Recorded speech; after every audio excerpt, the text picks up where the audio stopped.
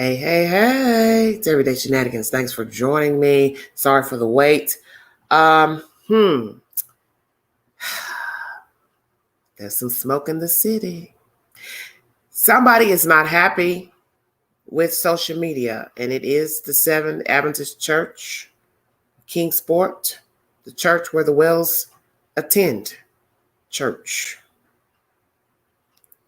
And also, the bio donor has spoken to the news as well, pertaining to the negative things that have transpired on social media. Well, Jay, I need you to, so I can send you the link. Because I'm not trying to really have an open situation this evening. Thank you all for joining me. The Seventh-day Adventist Church is not pleased with the videos that have been uploaded to the YT pertaining of summer, because as most of you know who are following social media and the YT, videos have been uploaded with summer inside of those said videos. They are not happy. The pastor and one of the members speaks, Miss Robbins speaks in the said commentary that I'm going to play for you. You are welcome to run over there and verify for yourself. I will also bring you a timeline of the events pertaining to the disappearance of Summer Wells. I want to chop up that commentary that the Charlotte Observer has kindly brought forth to the general public.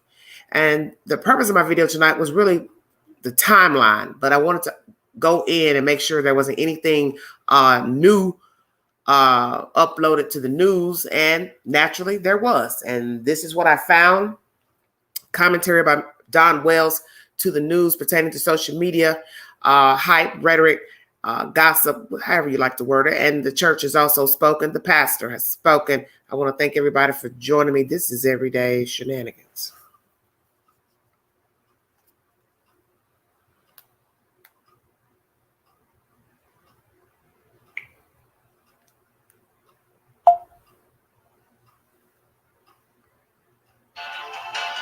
The father of missing 5-year-old Summer Wells is speaking out again, this time to address what he calls negativity circulating on social media.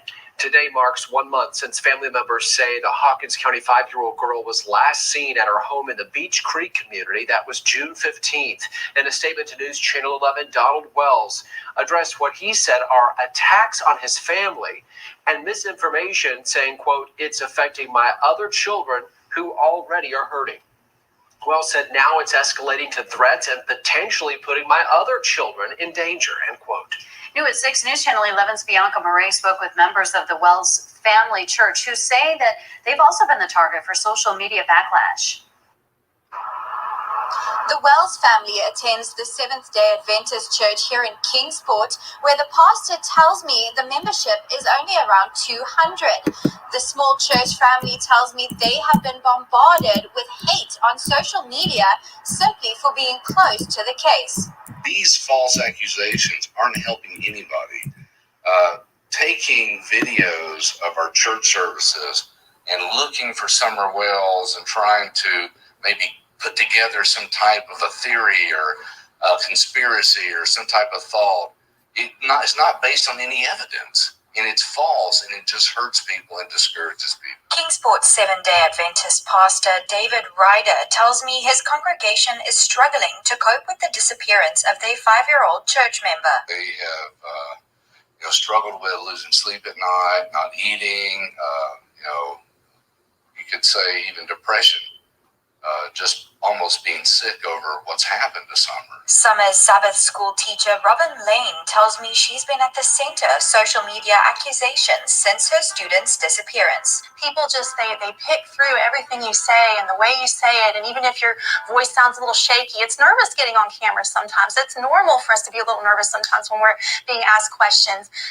But people are they just attack every single little thing that you say and do, and I just feel like it's not fair. She's asking those on social media media to think before they type. That people who are messaging those mean things, that they need to remember that that is a real person that they are talking to. It may just look like a little profile picture it may not even be the person's face, but there is a face behind that and there are feelings behind that, and they need to be careful what they say. The church members I spoke with today say they are continuously offering support to the Wells family whenever they can. Reporting in Kingsport, Bianca Marais, News Channel 11. Well, tonight, investigators with the TBI say they are still looking for the driver of a red Toyota Tacoma pickup truck with a full bed ladder rack. And they're stressing the driver of that truck is identified as a potential witness in the case, not a suspect. TBI says they've received 978 tips, still no sign of Summer. If you see her or have any information that can help investigators, call 1-800-TBI-FIND or email tipstotbi@tn.gov. Thank you so much. WJHL is the source for that said information. So the church has spoken. Pastor Ryder and Miss Robin have spoken. I will say, in lieu of this video, I've only heard one negative thing in my chat last night pertaining to Robin, and I debunked that as soon as I heard it. And I've let it be known on my community post. As of today, I do not want to engage in any gossip about the Seventh Adventist Church or Miss Robin or anybody in that church, because as I stated in my live last night and on my post today, that is their choosing. If they want to aid these people, help these people, support these people, you cannot tell people what they can and cannot do. Whether you think the family is guilty, complicit in the disappearance of Summer Wells, these are Christian people. So if they want to help this family, let them. I feel like sometimes you have to learn things on your own, and that's life. But I will not engage in anything salacious pertaining to the church, because this has nothing to do with the church. The people have dug up videos through social media and posted them to social media. And as you see, the church does not appreciate it. The people have spoken. The pastor, Robin, has spoken. And as I stated, I haven't heard anything negative about her in general. So I don't really know what they're talking about. I don't know anything about any threats to the church. I don't know anything about any threats to Miss Robin. I don't even know about any threats to the Wells children. And I really can't see anybody threatening kids. What would be the purpose in threatening the children? They didn't ask to be here. They didn't choose their parents. They didn't choose the environment that they're born into up in that holler. I think we all know that. So I would advise anyone with a pulse to stay away from the church, stay away from their social media accounts, inboxes. Don't call those people. Don't message them. Don't send letters to them. Don't contact anybody from that church, because they don't have anything to do with the disappearance of the child that we know of. So there's no need in bothering those people and harassing those people. And as I've always told people, you have to know when to stay in your lane. I knew there was going to be some backlash when I first heard somebody on the network say, we need these videos. We need to see this and see that. It's, as I've told you, everything's about perception, because what you see, somebody else don't see. So once those videos went out there, naturally people are curious to go look to see what they're going to see or what they think is going on. So you begin to form an opinion pertaining to what you have witnessed inside of the video, be it Facebook, TikTok, YouTube, whatever. But I don't condone anybody harassing the church members, because they don't have anything to do with this. And to my knowledge, none of them are involved in the disappearance of the child. So it's not fair for anybody to be harassing these people or stalking these people. Naturally, they feel some type of way because they're seeing their church in videos uploaded to social media. So I get that. And possibly they don't want their faces plastered all over social media. Although I'm sure they may have an open site to where they may have their videos filmed, of the church, but that's a different setting.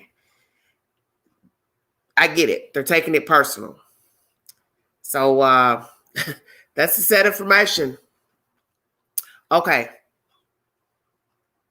Hold on one second, you guys. Thank you all for joining me. That's WJHL. If you need verification for the storyline, Okay. 1 second. I've got to do something. Thank you all for joining me. God bless all of you. Oh, mercy. It's just like, what a day. Already. This madness doesn't stop. But I told you this is to be expected with social media. There's always going to be a complaint. Somebody's going to always feel some type of way about commentary pertaining to people that they like. It's just the way it is. Whether they believe they did it or didn't do it, involved, uninvolved, it's just the way it goes. But I don't recommend anybody harassing people that you don't know. It's not right. So if you're a part of that, I'm not engaging in that. Like I said, we're entitled to our opinions of people, but don't bother people.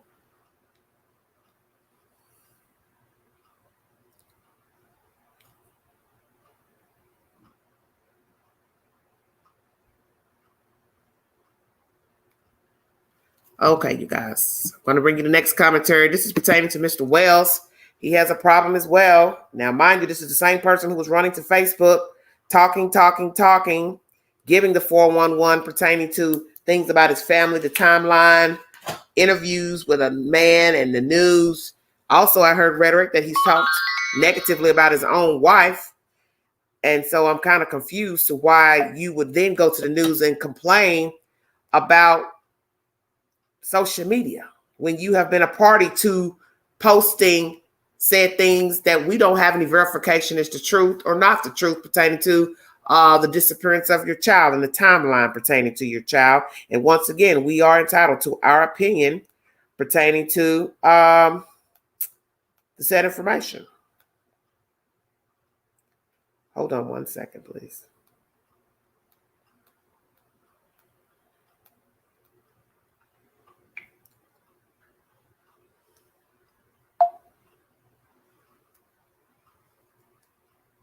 At noon on this Thursday afternoon, I'm Cindy Kessler. Now, today marks 1 month in the search for 5-year-old Summer Wells in Hawkins County. This afternoon, the child remains at the center of a statewide Amber Alert. And new this afternoon, the Tennessee Bureau of Investigation says 978 tips have been received, but still no sign of the little girl. News Channel 11's Bianca Moray joins us live in studio with a latest update from the family of Summer Wells. Sydney, I spoke with Summer's father, Donald Wells, this morning. He tells me that the family is having a hard time coping with Summer's disappearance, which, as you said, marks 1 month today. Donald Wells sharing this statement to me, which reads in part, quote, "The misinformation being circulated is not helping to find Summer. People on social media are only adding to the pain the family is going through." He went on to say that all of it is adding to the workload for detectives and distracting from the real goal of finding Summer, end quote. Donald Wells also told me that his other children are also being affected by Summer's disappearance, including what he calls, in his words, social media attacks on the family. I'll have more on the ongoing search for Summer later tonight on News Channel 11. Bianca, thank you. Now, anyone with information on her whereabouts is asked to contact 1-800-TBI-FIND, or you can email any credible tips to the address on your screen. That's tips2TBI@tn.gov. He's a predator, all right. Thank you so much. That's that information. Once again, WJHL. So now you have commentary pertaining to the pastor of the Seventh-day Adventist Church in Kingsport, Tennessee, speaking on behalf of the church, and Ms. Robin also spoke in that commentary. He feels like there's no need in people assuming this and that, stalking their videos, posting them, looking for clues, this and that, because obviously we don't know what we're talking about. That's his opinion. Ms. Robin spoke, basically saying people are chopping up every little thing that people do and say and critiquing them, which is true. I haven't heard Ms. Robin speak until now.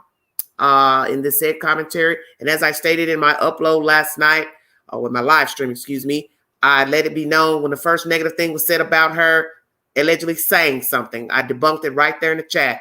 I don't know anything about that. I haven't heard her say anything negative about Miss Wells or the family, and I won't tolerate any lies spread in my chat about Robin, Lane, or the Seventh-day Adventist Church, because they didn't sign up for this. And as far as I know, they have no involvement in the disappearance of Summer Wells, and I'm going to leave it there. My next commentary is pertaining to the timeline of the disappearance of Summer Wells, and my guest tonight will be Mr. John Q to aid the panel in his commentary, his opinion pertaining to this case. Mr. Q, are you there? Yes, I am. Okay, well, I'm going to read this information from the Charlotte Observer, and after I'm done, I'll give my commentary, and then I will ask you if you would kindly give me your opinion on everything that you have learned about the case. If you can give your honest opinion about what you think about the case and my commentary thus far. Can you do that for me? I believe I can. Okay. Everybody, Okay. welcome Mr. John Q. Thank you so much. Okay. I'm going to bring you the next set of information. This is the timeline, and we're going to chop up the timeline. Plus, we're going to chop up what's been said by the church and Mr. Wells pertaining to the social media backlash that they feel they are receiving. Threats to the church, threats to the children. As I stated, I find it interesting that anybody would threaten a child. I don't know. That's my opinion. I just I don't know. I don't know if I believe that. But anyway, that's his opinion. So we're going to go with that. Hold on one second. I'm trying to find my information. Bear with me. Thank you all for joining me. Thank you for inviting me. Yes. I sent you a message. I said, well, you didn't get what happened? I mean, I raced over to my laptop and I said, okay. Angie needs me on this, and I got to do this. And well, because I know you have followed the story, correct? Yes, I have. Yes, I have. Okay, so that's all that matters to me is that you have followed the story. I'm trying to find my. Hello, everybody. Where in the world is my story at? Now, this is weird. Oh, here we go. Well, you've covered the case. You covered this case so good. Thank you. It was hard not to follow. My goodness. Yes. Thank you so much. Our guest tonight will be Mr. Q. I'm going to read you all information, and then I will give you my analogy of the information from the timeline, and then I will let Mr. Q weigh in on everything that's been said in this live tonight. And thank you for my guests, and thank you all for joining me. This is the Charlotte Observer. The disappearance of Summer Wells, a timeline of events 1 month after she vanished. This was uploaded on the 14th of July. Okay. A 5-year-old girl clad in gray pants and a pink shirt, her blonde hair cropped short, came in from gardening and went to play with her toys in the basement of her family's home in rural East Tennessee. That was the last time anybody saw her. Summer Wells disappeared on the evening of June 15th, sparking a weeks-long manhunt in the rugged mountainous terrain of Hawkins County. Hundreds of tips called in to the Tennessee Bureau of Investigation have been dead ends, and some in her family have all but given hope of finding her alive. I'll see her in the resurrection, Summer's father, Donald Wells, told the Kingsport Times News on Monday. This is the start of the events, everybody. 5:30 p.m. on June 15, 2021, Summer was planting flowers about 20 feet from her family's home on Ben Hill Road in the unincorporated community of Beach Creek with her mother and grandmother. Her dad told the Times News in the early days of the investigation. She reportedly went inside and told her 3 older brothers she wanted to play with her toys in the basement. But when her mother, Candace Wells, came inside a short time later, Summer was... Jumping over my article. Summer was nowhere to be found. 6:30 p.m. June 15th. Summer was reported missing to the Hawkins County Sheriff's Office. Midnight on June 16th. The Tennessee State Bureau of Investigation released an endangered child alert for Summer. Shortly after 11 a.m. on June 16th, TBI changed the endangered child alert to an Amber Alert. The endangered child alert is issued when there is concern for a child's safety, while Amber Alerts are reserved for the most serious of missing children cases where officials believe a child is in imminent danger. 4 p.m. on June 16th, officials with the Hawkins County Sheriff's Office and TBI held the first of what would be several news conferences updating the public on search efforts. About 30 tips were called in before the end of the day. 1 p.m. on June 17th, search team said steep and dangerous terrain, including dense canopy coverage and ground cover, were hampering their efforts. Poor cell phone service was also making it difficult for them to communicate. And keep that in mind, what I just said. On this TBI poster, it says, as of this evening, teams have searched more than 680 acres. Summer Wells is still missing. We continue to urge residents who live near Ben Hill Road to check their trail or surveillance cameras for video or photos of Summer. And they also have photos inside of this article to show you what it looks like where they were searching. And this was uploaded on the 17th of June at 8:40 p.m. 8:40 p.m., June 17th. Investigators began asking anyone who lives on or near Ben Hill Road to check their trail cameras, surveillance footage, and outbuildings for any sign of Summer. June 18th. Summer's father spoke to the media outlets for the first time, saying he was at work when Summer went missing. When I got home, I drove to the bottom of the property and I realized that all my neighbors and stuff were combing the woods looking for her. And I realized right then and there that she was not there, Wells told the Times News. I knew right then and there that she was gone because she would never leave there on her own. Somebody had taken her. June 19th, TBI shared photographs of Summer's house and property where she was last seen. June 22nd, 1 week after Summer's disappearance, TBI reported receiving at least 221 tips. Investigators continue to push residents in the area to check their barns, crawl spaces for places a child might hide.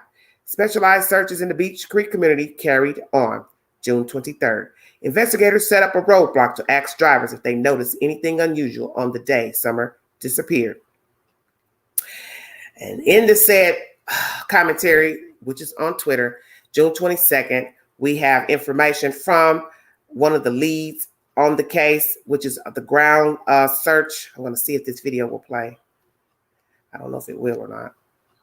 We will have specialized search teams, whether it be canine, specialized man tracking, USAR teams that we've already utilized to go back into these areas. Once we get a lot of these people out, it may make this area calm down a little bit, but we will have people in the Beach Creek community from one end to the other, working tirelessly day in and day out, be able to keep fresh crews coming in and still continue to search until we find Summer Wells. But every day until we find Summer Wells, we will have special search teams. So that was the 22nd. That comment came from the lead, Mr. Tim Coop, for the ground search. Here is another commentary, 5:07 p.m. They are out in the high grass looking for her.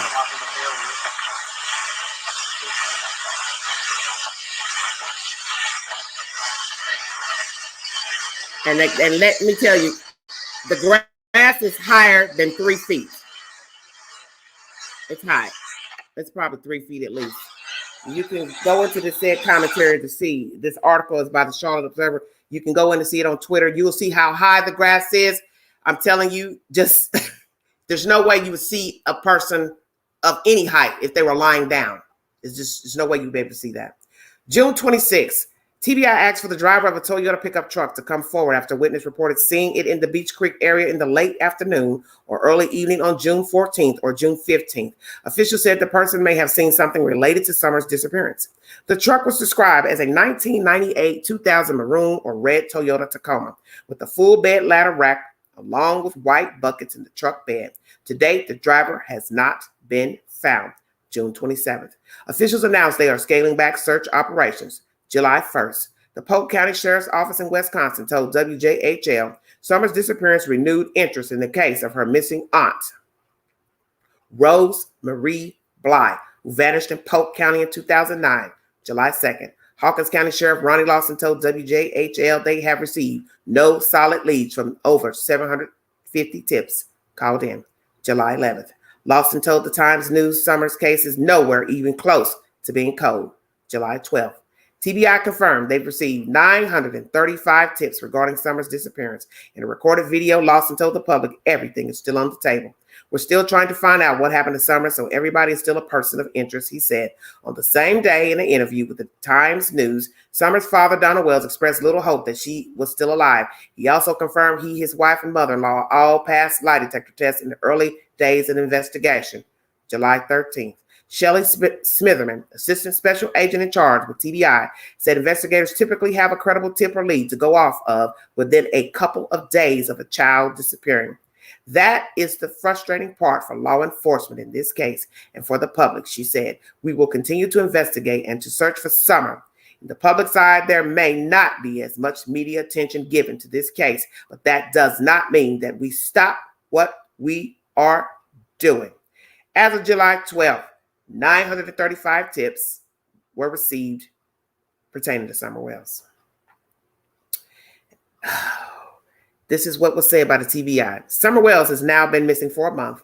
The circumstances leading to her disappearance remain under investigation. We appreciate your continued interest in the case and assure you that the hashtag Tennessee Amber Alert issue for Summer will remain active until she is located.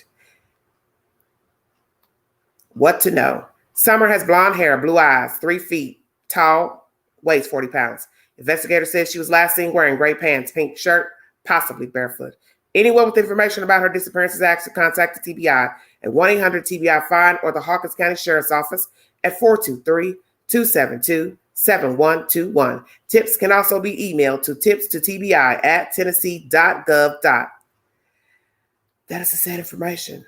If you want to verify the information I just brought to you, the charlotteobserver.com is the source. I will now give you my commentary pertaining to what was said in that article.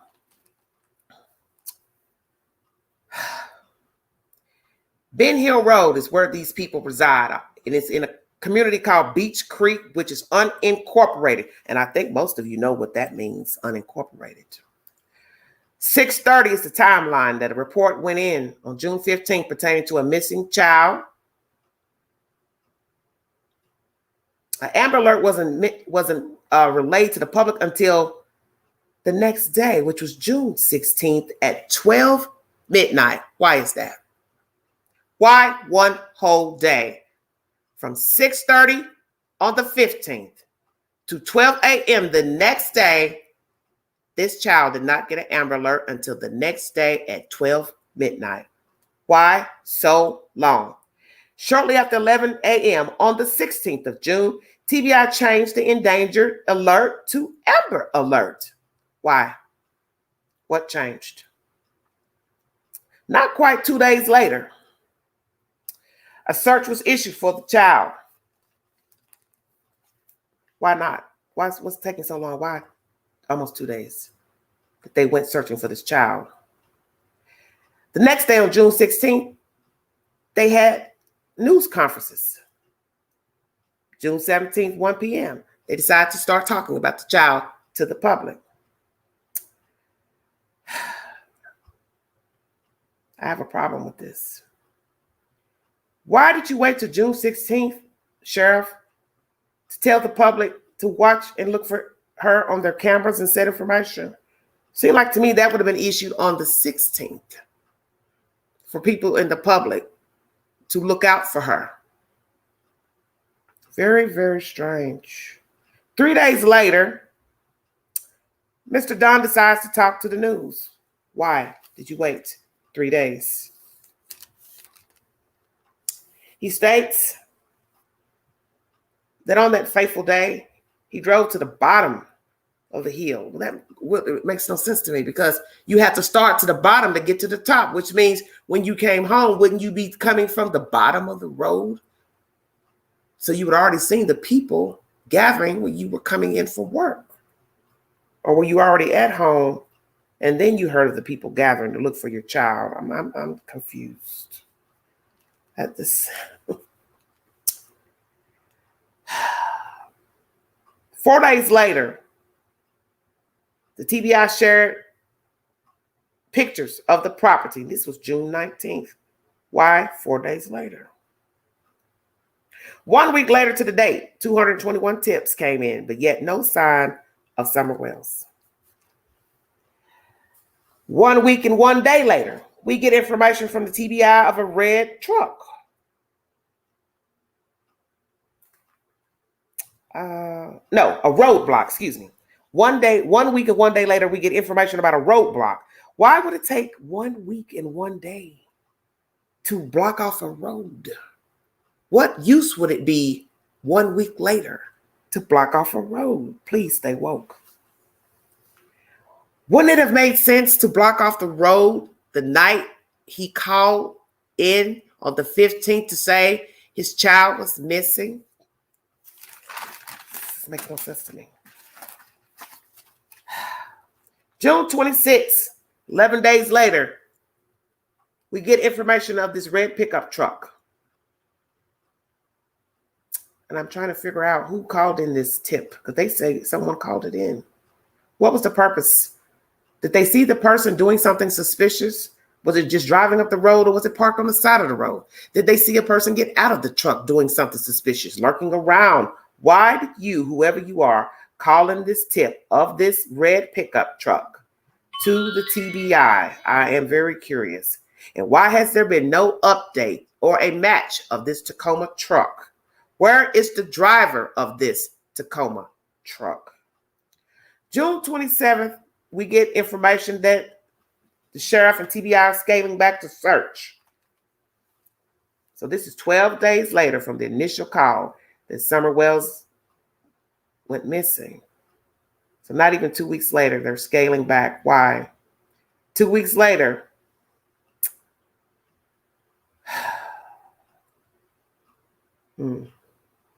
I can't even think of what I'm trying to say. By June 2nd, there are no solid leads. None. July 11th, sheriff says not a cold case. Nowhere close to being a cold case. Don, I want to ask you something about that house. Is the reason why you're saying that you believe somebody kidnapped your child is because what? There's a door in the basement. There's an easier ruse to use. Because where I'm confused is that your so-called friend, Miss Allie, said that the door is locked from the outside. So you see, that's where you messed up with that one. How could a stranger, abductor, phantom, reaper enter into the basement and allegedly it is locked from the inside and the outside? You also made it clear in this uploaded content on Monday that we were 20 feet to 40 feet away from the house. So that means you were there on June 15th. And please don't tell me that was a discrepancy. You meant to say they were there 20 feet to 40 feet away. You see, most of you have probably not paid attention to the videos in the news. There is a surveillance camera that sits above that very door that an abductor would have entered to take Summer Wells. So I'm going to ask you, Mr. Wells, did you put that video camera up there after she went missing, or was it there all along? And if you want verification, please go back to all the news interviews of the house and you will see the surveillance camera sitting above the door. Queen caught it. So I'm going to ask you, how did the abductor get into the house, Mr. Wells? Because you see, your friend says it's locked on both sides. So how did they get in? A person would have to know the property and the family to know that the child would be on the bottom level. That means the person would have had to sit outside the property and stalk their victim before going to snatch her. But as I said, the discrepancy is that they're locks on either side. So he could not have gotten in, she or they, unless they went through the front door or a back door, which means they would risk going into the house with 3 children, a mother, and a grandmother on the said property. Too many people live in this house for someone to even come across the grass through the woods, as you state, Mr. Wells. Too risky. Why take the chance? So basically, if we are to believe she was abducted, that means she can't be abducted from that said basement because, as I said, your good friend Allie made sure to tell us that the door locks from the inside and the outside. So that means Summer would have had to come back up the stairs, ding, ding, and go back out the house, visible by her brothers and mama, and then went back outside and then got abducted. So which is it? And you can't say, Mr. Wells, because allegedly you were not there.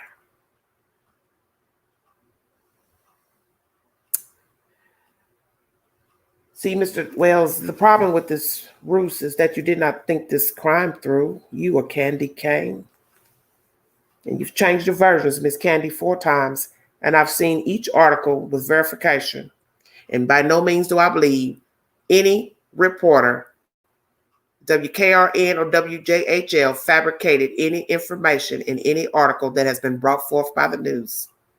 All these statements are by you and your husband only.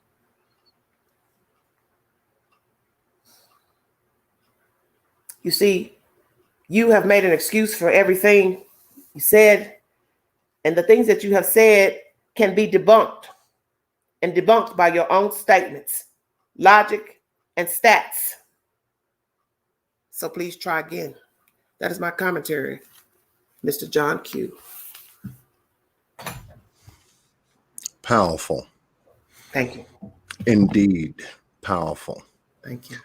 You know, when taking a look at an extraordinary case like this, and then going over a timeline, which is the most important thing of a case, whenever you're investigating a crime, malfeasance, or anything else like that. When did it happen? Who did it happen with?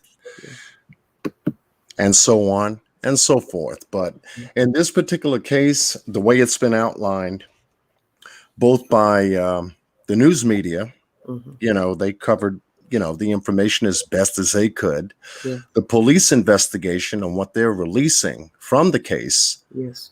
being so tight-fisted and everything close to the chest, and then social media, Yes. how people are playing this story out on Facebook, you know, or Instagram. Yes. And so, you know, in looking at this from the perspective of being an outsider like you and me, we're taking a look at the story and we know something's wrong. Yes. It stinks to high hell, Yes. It does. you know, and you've got people quoting specific timelines. Yeah.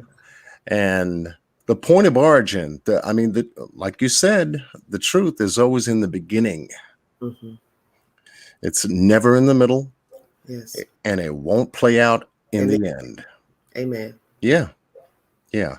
So in this case, regarding Summer Wells, there's a lot of moving parts and pieces. There are a lot of moving people. There are a lot of names thrown into this, relationships that are a part of this. What the police are doling out is what they can without tampering or interfering with the investigation. Yes. But the actions that they took based upon a missing child is extraordinary. An Amber Alert 18 hours later after the fact. Yes, yes, yes, yes. That hurts. Yeah. That hurts the case. Especially when they were notified allegedly at 6:30 p.m. that evening. Yes, day one. Yeah. Yeah.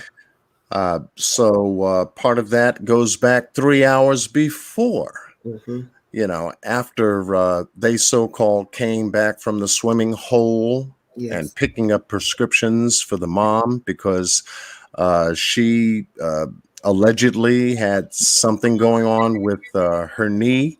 Yes. Or some kind of pain infliction where she had to go to a drugstore to pick up a pain reliever, but yet she's in the flower bed or she's planting flowers. Yeah, there's a lot going back and forth in this story. And I think that, you know, what's been given to us are bits and pieces and parts of what people want us to know and want us to hear. In a case like this, like the Orson West case, it's always bits and pieces in the beginning. Yes. And that's what you have to pay careful attention to. Why the bits and pieces? in a case that's unfolding. You have missing kids, and now you've got a missing Summer. You see her go into the house. 2 minutes later, you enter that house. Your 3 children identify that Summer is down in the basement to play with her toys, but yet this is where you find her missing, with a locked door that has locks on both sides of the door. Right.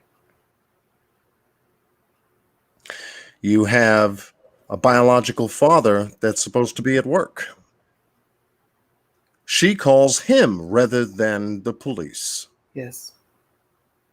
You have to pause for a moment. Who do you call first? Mm-hmm.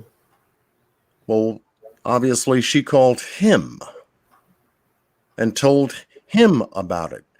And he stated during his news report that he told her to call the police Right. when he was off the premises. What took her so long to respond? Yes. What took the police so long to respond? What took the police so long to put out an Amber Alert immediately after finding out the Summer was gone? At least 2 hours later, 3 hours later at best, and waited 18 hours the next day to put it out there. Well, you know why. We're led to assume also, allegedly, we're led to assume that in the house with the boys, that she went downstairs to this basement to play with her toys. Yes. Okay, nothing corroborates that. Right. Nothing verifies that that's what she did. Nothing. Nothing. But yet the boys were questioned by the police, according to Donald Wells, that they were questioned and that they're handling this situation better than him and Candy. Wonder why. Right. When you take a look at fencing off a property, whether it be 50 to 100 yards, 500 yards, but you do it a week and a day later, that's troubling. So that's, I'm going to interrupt you. What are you speaking of? Some fencing has been put up around the property? I'm sorry, say again? You said something about some fencing? Either that or human fencing, geographically, with the police, all roads covered, and then you have a perimeter around the property, 50 to 100 feet from the property. 150 feet to 200 with a property like that would be a good perimeter to lock it down. When you have a crime scene of a missing child, yes, you start from the inside out, but you have to lock that crime scene down 200 feet around it and then surveil it from that point. But this wasn't done right away. Okay. You see? Yeah. Yeah. I don't understand a couple of days later doing a roadblock. This is pointless. Yeah, it doesn't make sense. Doesn't make sense. So is the Nashville Police Department short on people, resources that would have locked that crime scene down upon the moment, just as it is in California City with Orrin and Orson West, small police department covering a specific geographical area. You get kids that go missing and they can only respond with maybe 5, 10, 15, 20 officers at best. That's your entire resource at 100% capacity.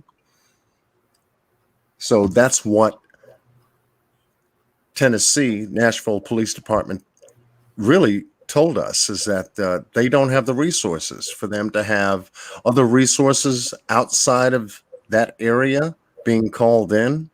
Mm-hmm. Well, that's why the TBI is involved.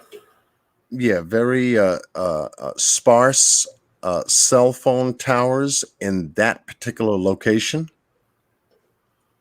Very scarce in that area, enough to do a geofencing of telephone calls made in that area during the time that the child went missing.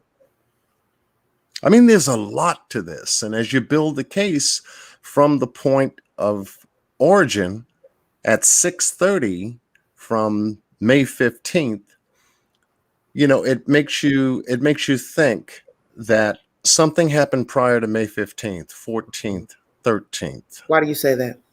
And I say that only because of the response that the police had made in responding to this, but yet time was allotted between making the decision to contact them and the events and activities with the family that happened prior to that, such as going to the swimming hole, how long they were there, what they did, who they were with, when they left, when they came back, the video of Summer in the car, leaning on a container of milk, things of that nature. Why lay all that out? Why was that laid out the way it was? Just before Summer went missing. Mm-hmm. You see? The trip to the, I think it was pharmacy pertaining to her mother, Candy's mother, the grandmother, having to get a prescription for pain in a knee. And then the events around the swimming hole that took place.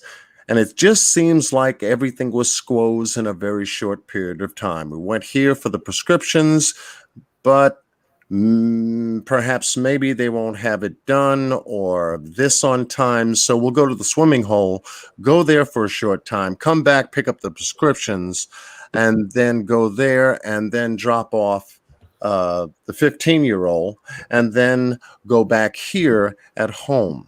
A lot of this was placed in our lap just the way it was from the people that just kept talking about their story. But nothing really came from the police to verify that specific story. Right. So in my opinion, there's something going on here. And Donald Wells, he keeps talking. He had a recent interview, which was very interesting. He slipped up in the second interview, just as he did in the first. Yes. And there's a lot of slip-ups in between the two. And you can start to listen to the body of the interview, and content is very important to listen to. He's mixing his faith, his religion, into a lot of places that really shouldn't be, actually. Right. He wants to talk to a reporter about facts, where he was, what he did, how he did it, when he did it, where he did it, with whom he did it, etc. Those are based on facts. That's what you can go by. But to put the Lord in the way of a lot of it, only says that there's some shade there. There's some thick shade there. And he's already come to the conclusion that she's gone. Mm-hmm. She's gone. And in his mind, he'll see her at the resurrection. Right. I said, what? Now, who talks like that? Nobody. Someone that has finality in their mind. Mm-hmm. This is done. This is over. Right. Mm-hmm. Yeah, this is over. There's no need to look for her anymore. She could be 100 miles away, far, far away. Yeah. And this is his his delusion, if you will, and whether the church has anything to do with it, which I am not going to point my finger at this point in time, because it has nothing to do with it. Yeah.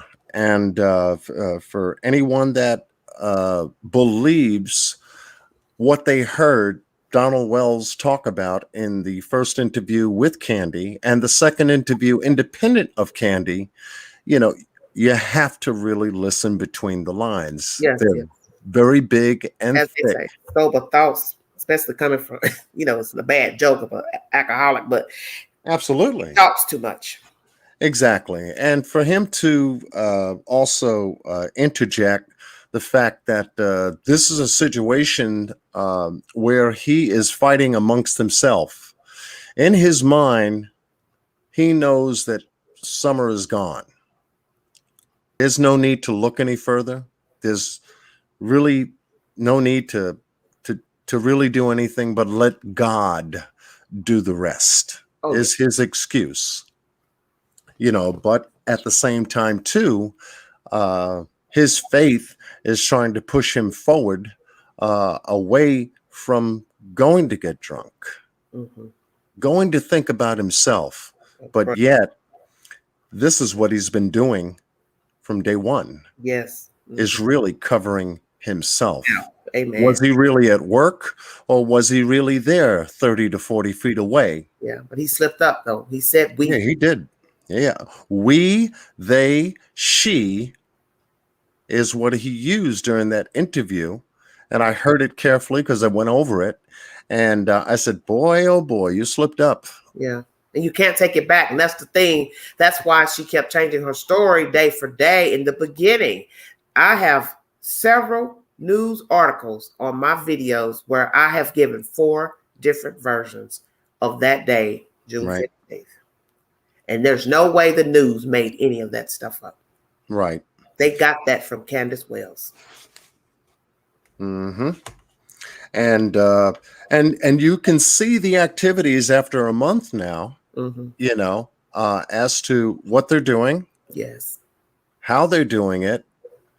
And who's talking to the media? Why didn't Jackie and Trezell jump back in front of the media, to cover for the boys that went missing in California City, allegedly? Now they're in Bakersfield. I'm going to say after 6 months. Yeah. So this case to me stinks from the inside out. And the inside being where Summer Wells lived. Yeah. And the people that she was around, and the kind of people that she was around. And we're starting to find out as we go through the victimology portion of this, to find out about Summer Wells, we have to find out about the people that she was associated with on a consistent basis. And that's what you've done on your channel. And I truly appreciate a lot of what you've been able to cover in a short period of time. Yes, because I came in late. Yeah, no, I don't think so. I think you came in right on time. 2 weeks late from the actual time that that she was that the public got the information. I was 2 weeks late coming in on the story. What happened is I saw a notification pertaining to her aunt, and that's what made me open up that article. And then I said, well, I might as well go on and read about Miss Summer, because I had no plans on opening the story pertaining to Summer. That was just a choice of mine. I just didn't want to discuss it. Right. But I don't think you're too late. I think you've been able to, ascertain and get all the facts on the case as it started to unfold within a reasonable timeline. Been able to put out the kinds of information that identify the victimology, the people that are around Summer, who the parents are, and really cover some very interesting information in your last night's live. I know. Pertaining. I've been trying to behave, but but it's hard because you're talking about a 5-year-old that really had nothing to do with the adult activity. Problem. Yeah, exactly. But that's the problem with all the stories of abuse, neglect, and murder. It's that these children have been looped into these people's dynamics, and they pay the piper for somebody who's checked out of wanting to be a parent. Right. All they have to do is just say, hey, I cannot do this, and call the appropriate authorities to place their child somewhere. It is an easy phone call. Why not just do that than end up being a news story and a social media story? Because that's where we are right now. Now it's a news and social media story. Right. And yet law enforcement, I'm sure, is listening to every lead that they can get. 935 leads. Mr. Lawson said, I am watching all social media posts. Yes, he is. 935 leads and nothing came to fruition. Yeah, You yeah, know, yeah. That's nothing. pretty bad. Once you reached about 1,000, you're 1,000 tips, and you have nothing but a truck. And I'm still leery of who brought that information forward, because you would think that'd be easy to track the demographic of a small place to Yeah, Tacoma truck. All you have to right. do is run the DMV of everybody in Rogersville, and then you start. Once you come up with nothing, go. You just work down the list. Next town, next town. You understand what I'm saying? Next Exactly. town, and that's where the FBI comes in. The TVI. They've got nothing but agents that can run each town's DMV. Right. And especially for an isolated area, if you take a look at the geographical Yeah, area in which the yeah, house yeah, sits, yeah, everything is uphill yeah. to get there. Yes, it is. Yeah. Uh, Winding roads is we've got, dirt roads, yeah. and if it rains, it turns to mud. Yes. One of the other things is that, once again, as in the Cash Gernon case, we got dogs that apparently weren't there. What do you mean? We've got a dog trail where the dogs seem to have, it was indicated by Donald Wells that there was a scent trail or something like that. And the Yeah. dog stopped at the foot of the, down at the end of the driveway, and it stopped right there. Okay. And this is where he comes up with the excuse that somebody could have pulled up, carried her down the hill, threw her in the truck, and drove off. Yes. They Yeah. probably could have gone 100 miles or so, far, far away First, in a different galaxy.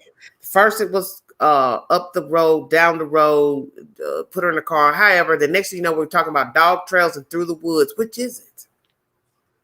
Yeah, Because it can't be both. So which is right.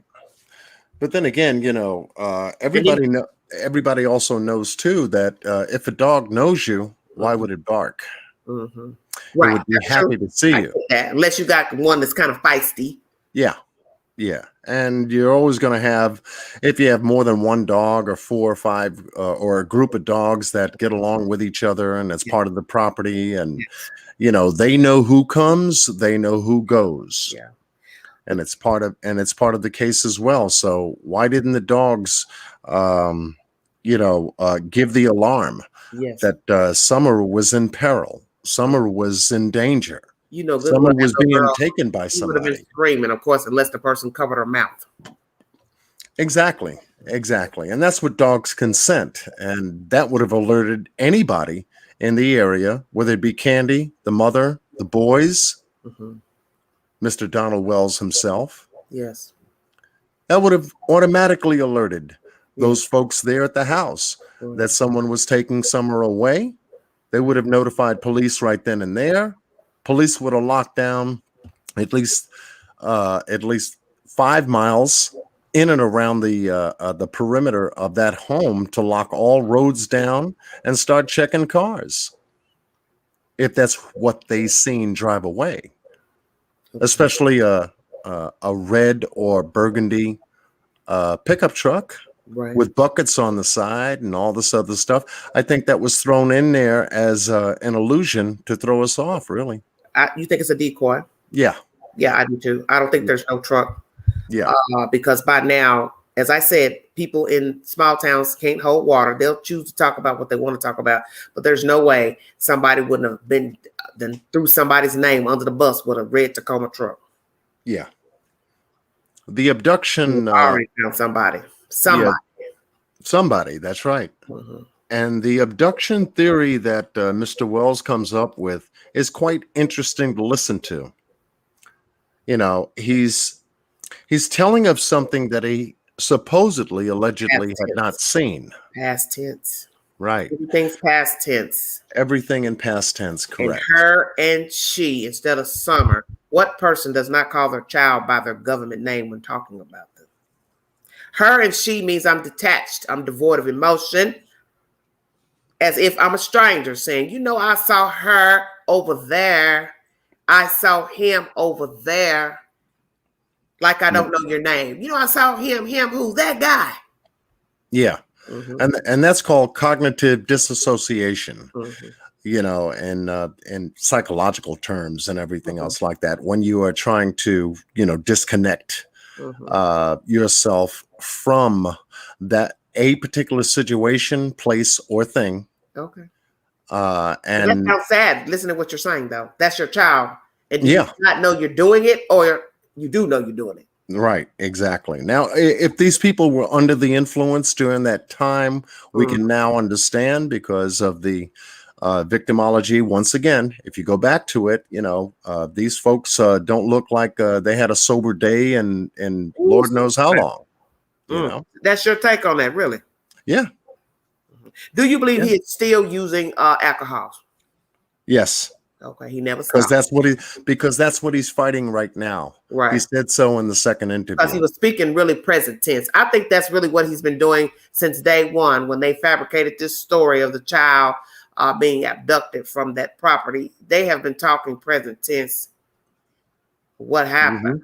They're using past tense, but they're really telling you what went on. Excuse me. Right. All this far, far away. Well, you probably dumped her far, far away. You may have crossed over to North Carolina. As I told the chat, we neighbor several states. We are close to North Carolina. We are close to Virginia. Take your pick. It would be nothing to cross over 1 hour and dump her somewhere. Exactly.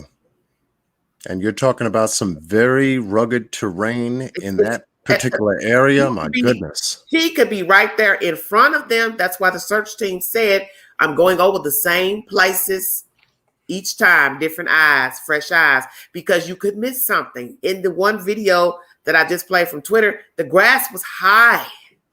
So 3 feet, that grass would have been is probably tall as her or over her. You wouldn't have seen her up or down. Right. And a tall person, if you're lying down, naturally you're deceased. You're not going to be standing up. So you have to go foot to foot like you do in a grid search. It has to be like Army soldiers. Foot to foot, arm to arm, in order not to miss something. You're talking about vast land. This is a long state. Yeah. I'm telling you. The person right in front of you, honey. And when the police, it was interesting to also find out that during the Orrin and Orson Welles case, the police dug up the backyard. Yes. And the side yards. Yes. And they came in with the FBI with forensic tools to do a ground search. Literally. Why wasn't this done here? Yes, I am curious about that. Yeah. Because you already waited about the Amber Alert. And I know why they do the Amber Alert late. It's because Amber Alert can only be issued with an identifying factor. That means someone has to have seen a child get into a car, a bus, or with a person, tall, short, fat, red hair, black hair. There has to be something identifying to go put out an alert to say they got in a black car, red car, gray truck. So that's why it wasn't issued to the next day. Those are the rules for the Amber Alert. As far as him digging up the yard, I am baffled. Why not? Yeah. Because you're still searching around that house, which leads me to think you think she's near their home. You keep searching near their home. So why not dig up the place once you decide to do the Amber Alert? Once you decide to do the Amber Alert the next night, when it was daylight savings time, you all should have had shovels out there and start checking for soft dirt. I agree.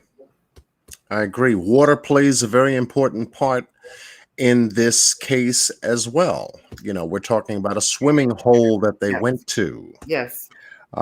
We see Summer Wells walking on top of some rocks. It looks like there's a creek or some kind of a part of where she was with those waterfalls and rocks. That's dangerous. I saw one when she was sliding. She slipped, and I told myself a grown-up could slip. It's water. That's what I'm talking about.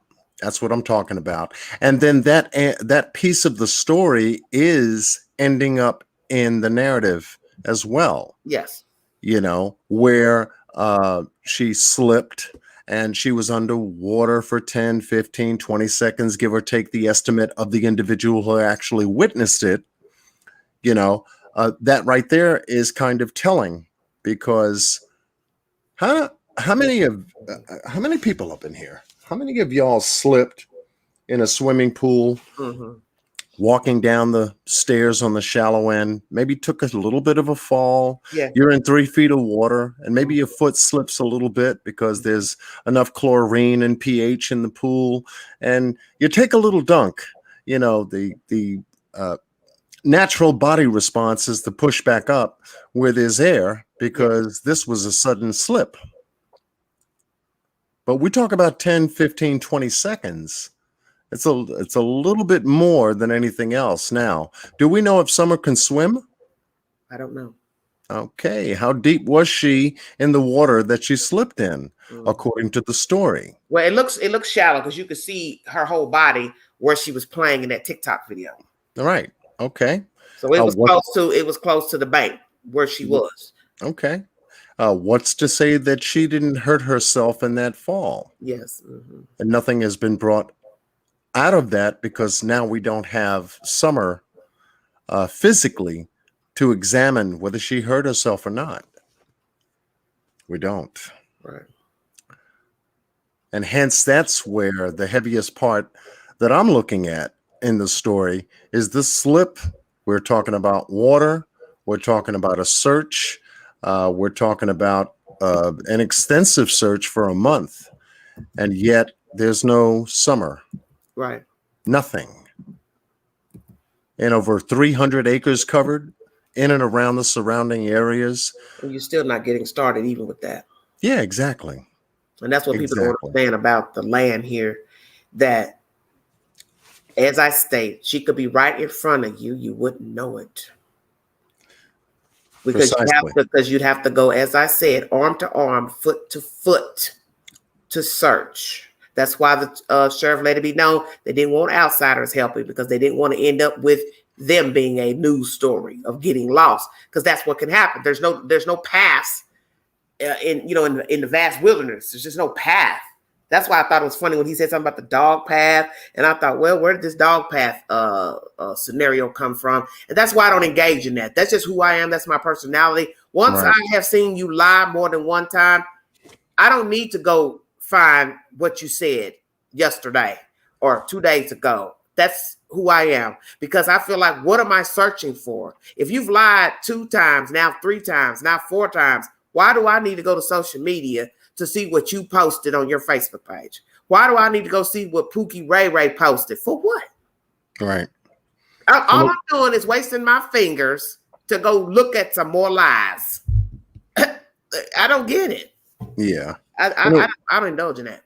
And it was never verified by the police that Donald Wells passed a lie detector. Amen. Yes, I'm going to make that be known that when I played the audio from that attorney out in Colorado, let that be known that he had not heard one time law officials say who they administered a test to, who passed it, who failed it.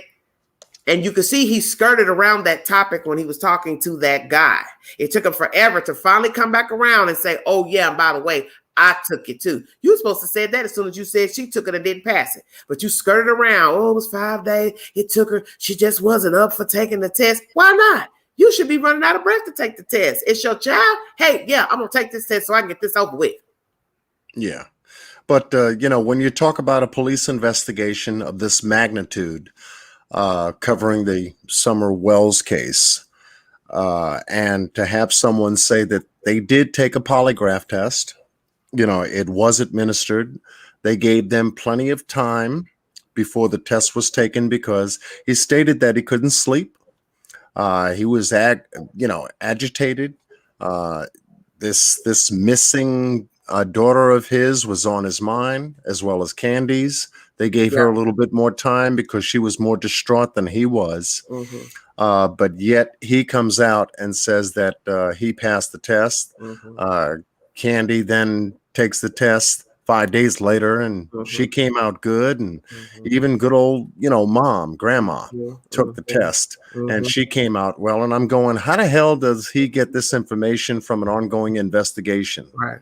That they haven't released to us. That they haven't rleased publicly to say they have been cleared. I haven't brought any content that has ever mentioned a lie detector test in it. Right. And who passed and who took it. Well, let me ask you this. Do you believe they are complicit in the disappearance of Summer Wells? I think they have some complicity to it, yes. Such as? When you talk about how they became to know that Summer was missing and what they did, there's a lot of holes in that. We've heard like I said, the story from Donald Wells himself, Candy herself. We're starting to hear information that's, not so much coming from Facebook or, social media, but it's how the police are responding to the whole investigation. Yeah. And where you begin to taper back from a search, until leads are more credible than they have been coming in. Well, Right. who the hell is putting out all these leads that are not credible? Yeah. Well, as it has been said, that nothing that you have heard has been verified by law officials. The version that you have been given by Candace and Don Wells, everything that you have heard pertaining to lie detector tests, the versions of what happened on the 15th have only come from them.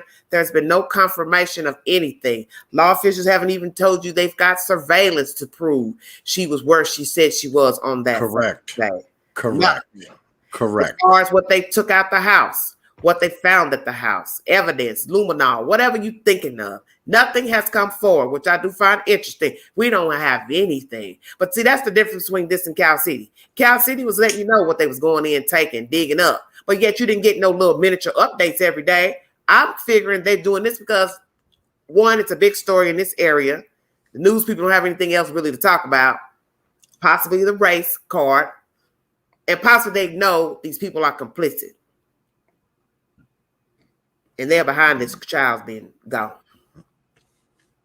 Only because, of their background, when you can tie in their background and a lot of the activities that we've been able to find out on social media, you begin to wonder about more so the family and the unit itself, more so than anybody else going up in that area and taking Summer Wells away from that house. Interviewed him.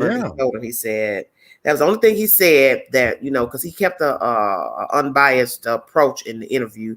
He said, I'm just going to tell you, Don, you can't see your house from the road. I just trying to see how somebody would go up that road and risk going up there, not even knowing what they're going to find approaching the road, which is true. Because as I said last night, you don't know if there's going to be barbed wire in the middle of the road. You don't know if there's going to be a gate in the middle of the road. You don't know if there's going to be armed guards in the middle of the road. Right. Rottweiler sitting in the middle. You don't know. You're not going to know until you tread up there. And why would I risk going up there? I haven't lost anything up there. You want me to believe somebody came through what? They were looking to rob somebody, steal something? What? And also, too, Don never explains why he believes there was an abduction. He never truly explains his reasoning I understand for an abduction. Okay, what gives you that thought, Don? Yeah. Why would you believe someone would take your 5-year-old? Yeah, but leave your other children unattended when you allegedly left alone there all day. Exactly. So you need to tell me the person. So let's chop this up. Yeah. A random human being had been stalking this house, and they stalked the house at the time and around when Candace returned back with the child and grandmother. And they just happened upon this house where the house was unattended with only 3 boys beforehand. And this is when they pounced and went into that basement door and took this child out and then walked out of that house through the woods, through the dog trail, into the main road. And what did they get in? Mm-hmm. Okay. Yeah. You have to ask yourself, okay, Donald, do you owe a debt to someone? And this is their way of getting revenge on you or something like that, from your past hookups and but your they still past. had to watch the house. If let's say if we're going to go to kidnapping theory, somebody still had to watch the house and only popped up at the time Candace returned. So that means they watched the house and didn't assume there was nobody there. So that means the boys stayed in the house all day, never came outside while the abductor, plural, sat outside watching and waiting for these people to return. But then we found out she was in another vehicle, which was her mother's vehicle. How would the abductor know which car she took? Right. You would assume she'd take her car, but we now find out through Miss Allie, she drove her mother's truck. Lord have mercy. Mm-hmm. These people keep talking, and in a very short time, we're going to see some things turn around. Yeah, it's just my feeling about it so far, covering the case quietly. I haven't posted anything regarding it because you've been doing a great job, and I've been following the case more so on your channel than other channels. I'll take a peek here and there as to what. Look, hey, I peeps at other networks. Yeah, I just look to see what people are talking about. Yeah, I do too.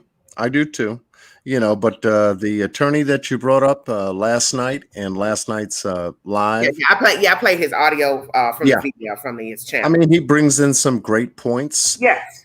Because when you take a look at it from a criminal aspect, of course, there are going to be questions such as the ones that he's raised regarding the polygraph. Right. Which was major.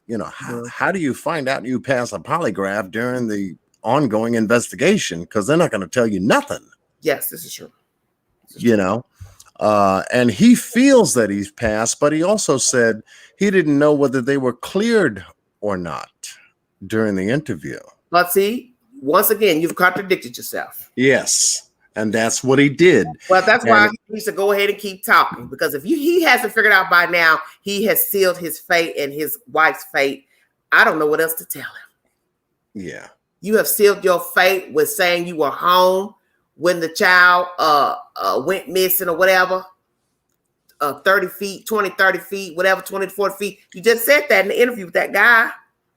You've changed the versions that she's given of what you think happened. They went up the path. They went down the path. Now they went through the dog trail. There's something extra added every time these people open their mouths. Well, let me ask you this. I played you audio from WJHL pertaining to Don's opinion of social media backlash and the threats allegedly he's getting, the children are getting, and the pastor. Let's start with the pastor's comment about the church. Give me your commentary on him not liking the fact that the YouTubers have uploaded videos to the YT showing their church. Go ahead. Okay, well, I mean, when it comes to a church and a church is involved because of the victimology leads you to the church. In other words, these folks are connected to the church. Okay. Yes. All right. So the church is not going to stand in a position to where they are going to get some kind of a brunt. If someone on social media says, oh, the church must be involved, someone from the church must be involved. Someone from the church must have had some kind of an issue with maybe Candy, or an issue with anybody of the family, and they're just not going to stand for that, because the church filing under here's the political end of it, 501c3, being given all the accolades that they can in order to promote a church, a viable church for folks to go to. They are going to defend themselves in the course of also defending one of the members or parishioners who attend the church. So they're going to, of course, lean to the soft side and also lean to God in a way. And I'm not being biased in this at all. I'm just looking at what I'm looking at that's being portrayed out to protect themselves and their name from being tarnished by a case like this, from anyone who may be involved in the church, or maybe even looked at as being involved in the case, being in the church. So their part, obviously, for the pastor to come out and say, we're doing all we can, and we're going to be praying, and here's a vigil here, and a get together here, and we hope the safe return of Summer Wells here. All that is good. All that, obviously. So you think they should continue to support this family even if they think they're guilty? How do you feel about that? They're going to. Okay. They're going to. It's the best position for the church to Okay. actually stand in, Okay. because that's why they're there. They're there for the sinners, so to speak. Yeah, that's a mean sinner. Although the scriptures say our sins are sin, but my goodness, murder to me still, I just feel like there's just no excuse for murdering somebody. Yeah. If they are involved. Right. And this is where they also have to isolate themselves to a point to where we support the family of the missing child, but at the same time too, we're a good church. We're a community church. How you feel about this. Exactly. Do you believe the church has been getting threats? I don't think so.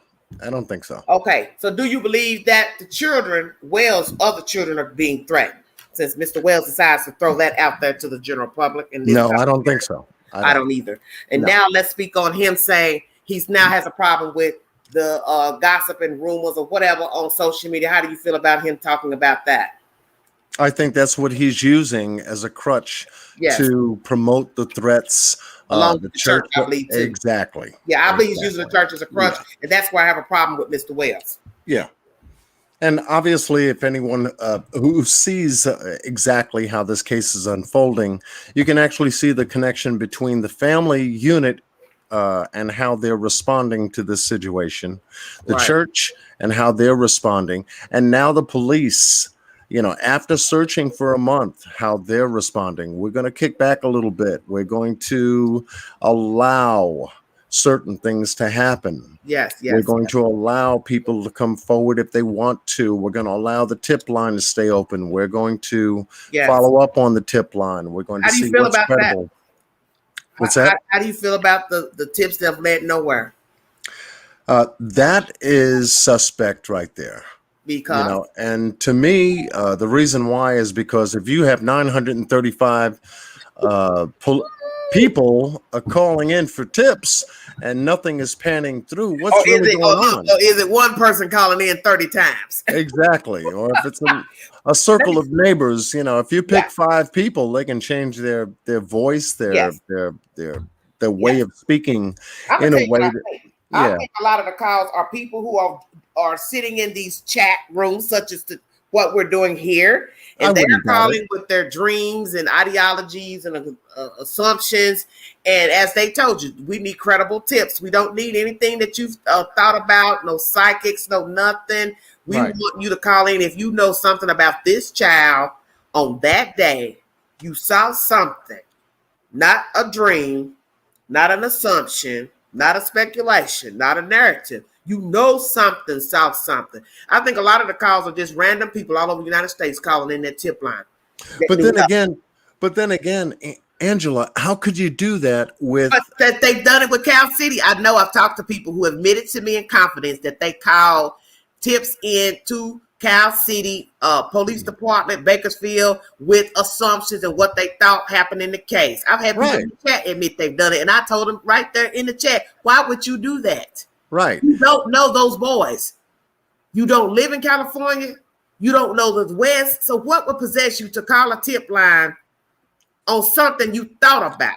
Come on now, you know better. But now when you take a look at Cal City and all of the surrounding neighborhoods, and it's as desolate as anything else out there where they were on Aspen Avenue, and then you can compare that to the property of where Summer lives, you're talking about even further segregation, if you will, away from the community, away from everything is like miles from each other. To get to, you have to have a vehicle to get to. You have to sit there and scratch your head to say, who would see anything if nobody lives around you? Right. Really? Yeah, I got you. I took a look at that damn driveway, if they called it a driveway, this road that leads up to the house. Yeah. And you can't see the house from the road until you get closer to the house. Right. And so forth, and going backwards too. It's just so isolated compared to the Cal City residents where you've got residents across the street, next door, adjacent from it, the next street over, and so forth and so on. So with a house that's been isolated away from everyone, including neighbors. Who the hell would see anything? Yes, yes, So what are they calling in for? yes, right.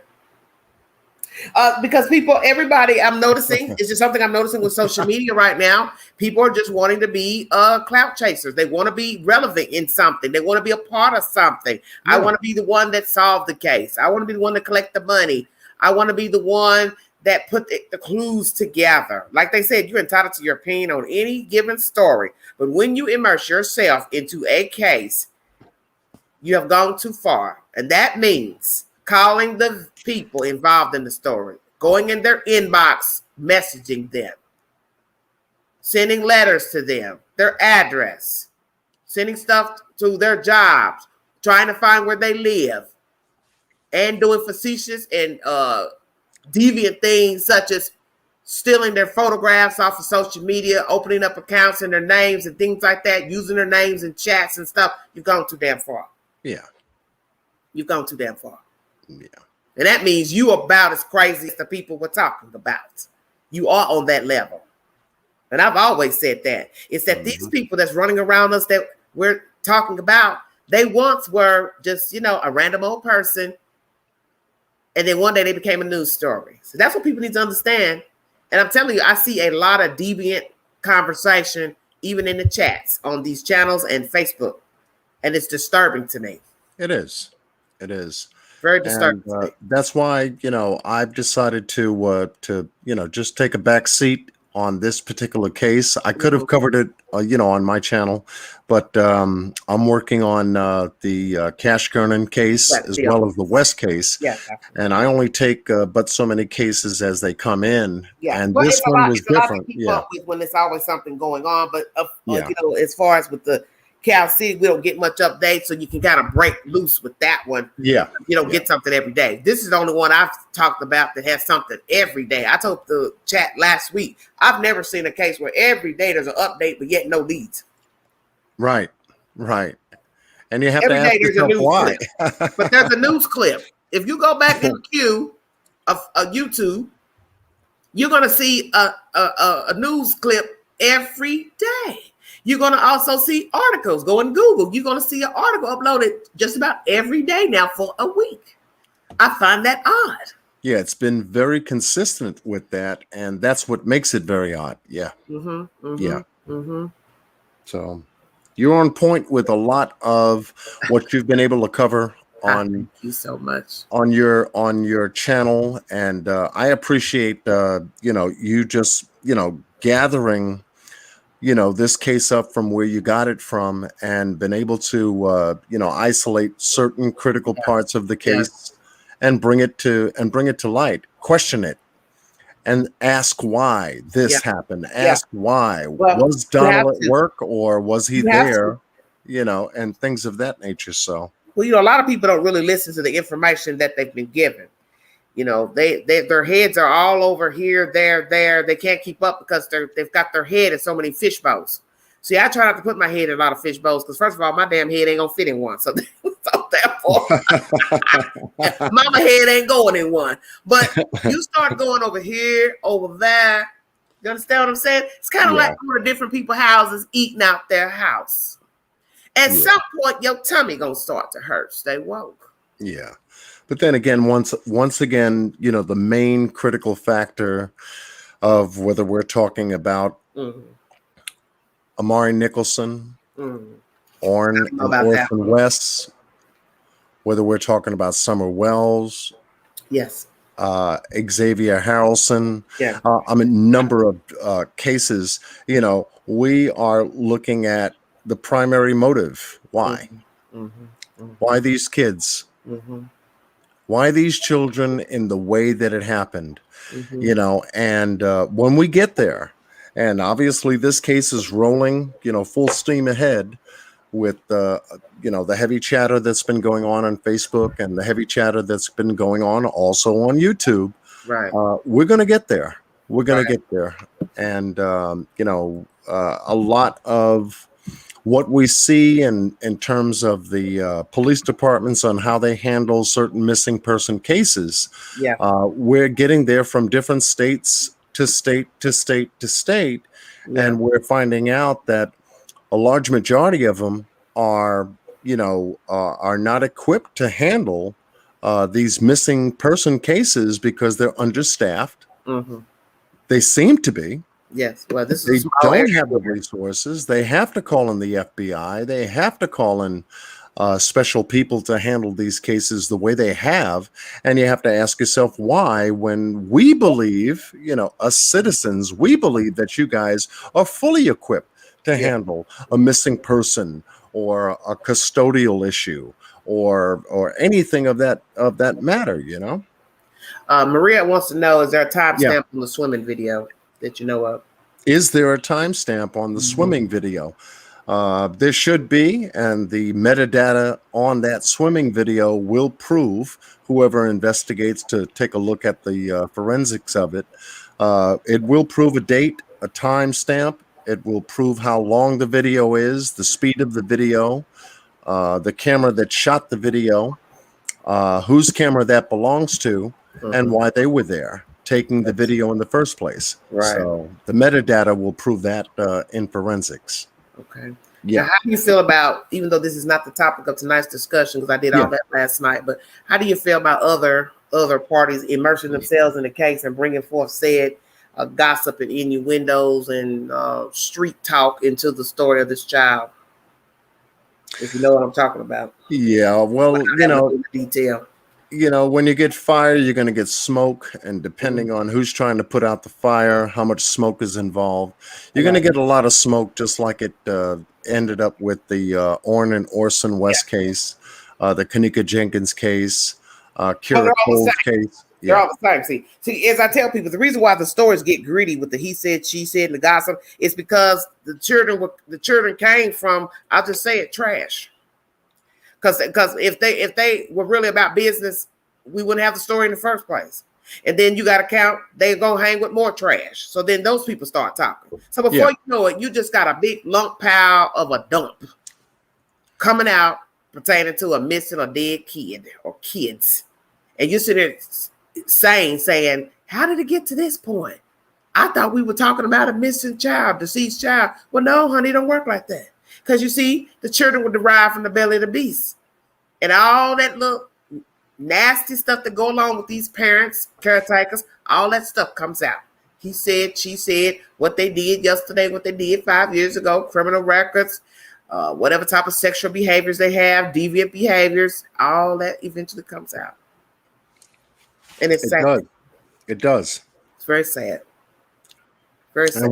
And when it does, it's always second-hand, third-hand, fourth-hand, fifth-hand information, So.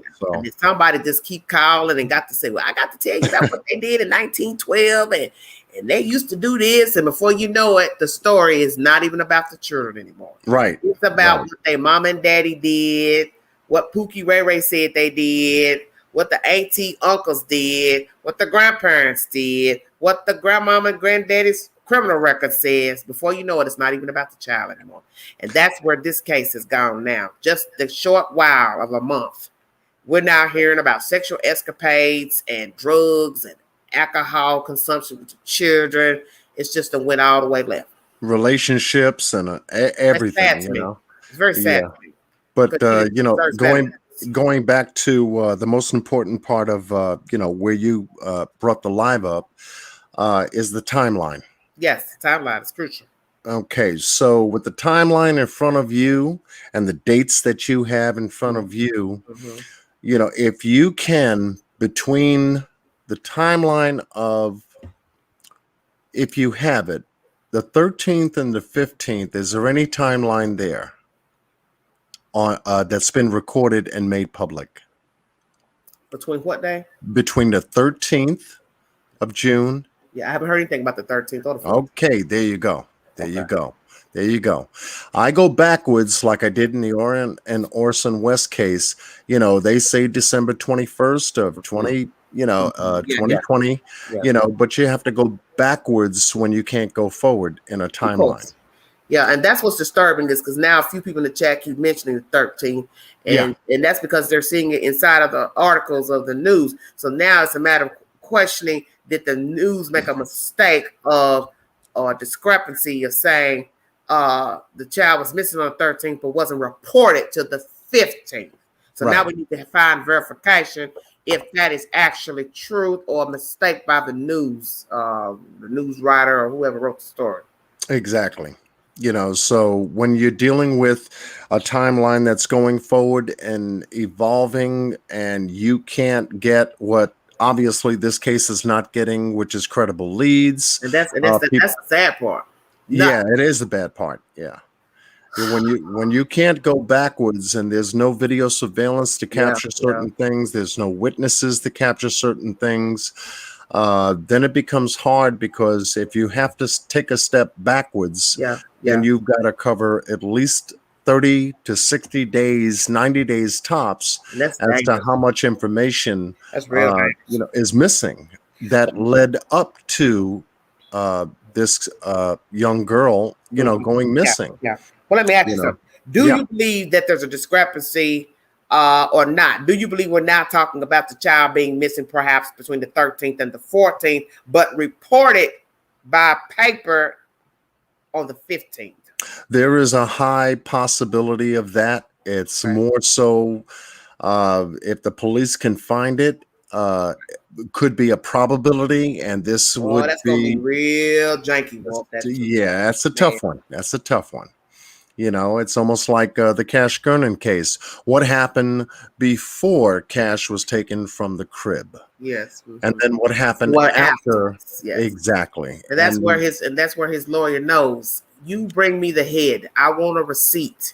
Right. What he did after he walked out of the room with the child, if I'm to believe it as my client. Exactly. And without that being corroborated by a witness, it's hard. Or it's hard. But you know what's going to be interesting in that case?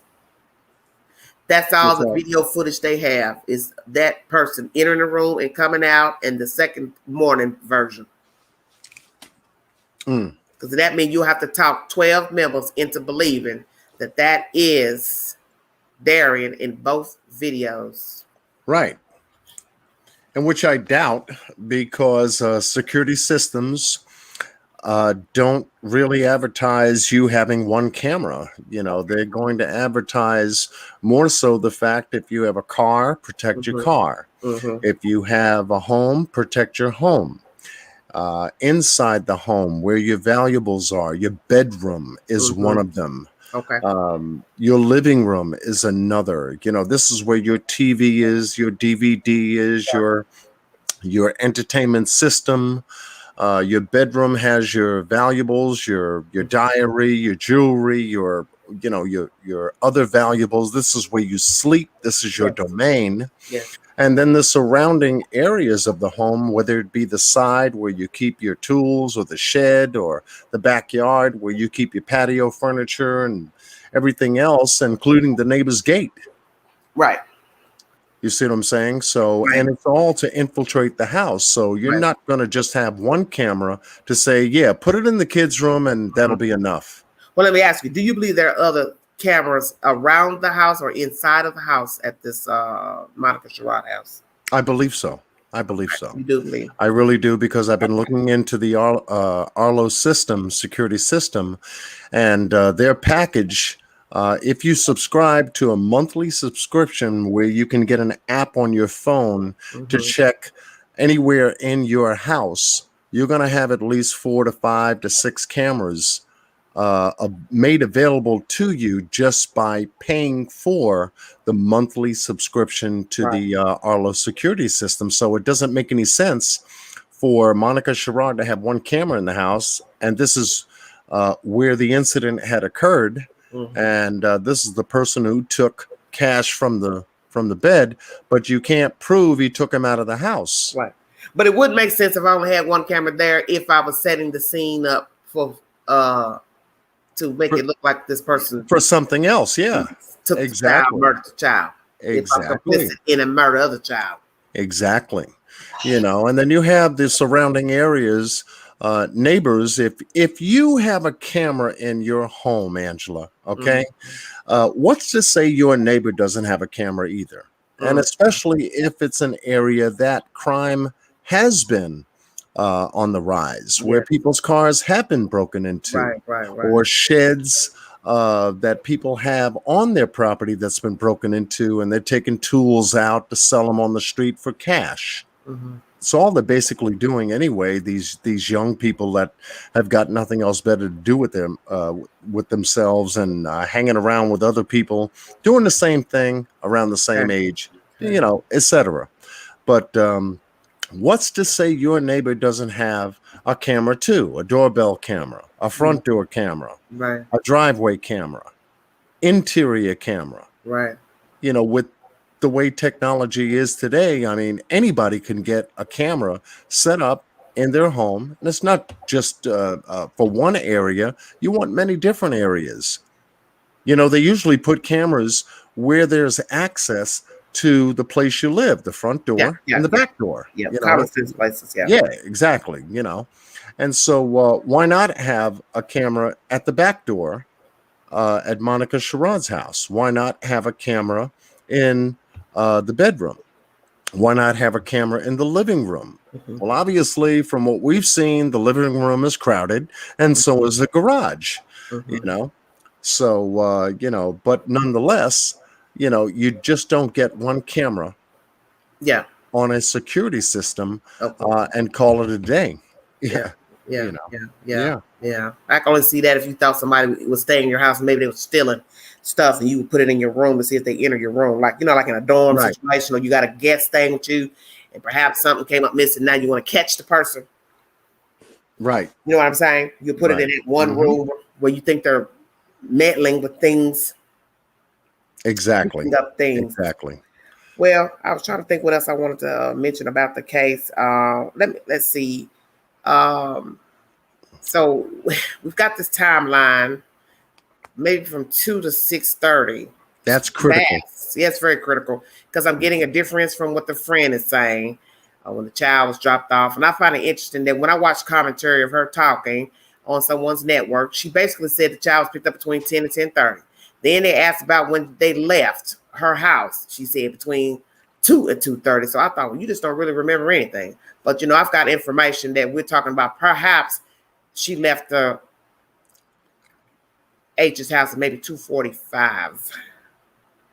Okay. And I will, as I told the chat, all that will be revealed once Summer is found. Yeah. Either way, Yeah. I'll bring everybody the said information. But the thing that's But the critical timeline, I think that you had brought up in your live last night, and I believe 2 previous lives as well, because I knew where you were going. Was this 3-hour timeline between 3 p.m. up until 6:30 until the call went in? That is a critical timeline right there. Because see, Right there. the problem that makes it worse is the alleged 606 post to Facebook that shows her arm in a Facebook post. So that means you couldn't have been looking for her hours before, because she would have been missing at 606. And so from 606 to 6:30, that's a 24-minute window. Now take a 3-hour window and then cover 100 miles in a big circle from the house. Yeah, that's exactly where I'm going. Cover 100 miles according to Don, and draw a circle around the house, then go 100 miles out and see how long it would take in a 2-way trip from the house to 100 miles out and then come back. How long would it take? And then if you can encompass a 3-hour timeline within that, that's exactly where the police should be looking as well. Okay. And I'm sure they have. I hope they have. How do you feel about the rumors about the child in the backseat being deceased? I can't really comment on that. That's fine. It's hard. That's a hard one. Okay. I got you. So that's because that's what I was wanting to know, because I said it in my chat the other night. Who started that rumor? Right. I was just so curious of what person sat to themselves and said, she looks DEAD in this photograph. Right. But what I also deduce, because that's what I do, I break everything down.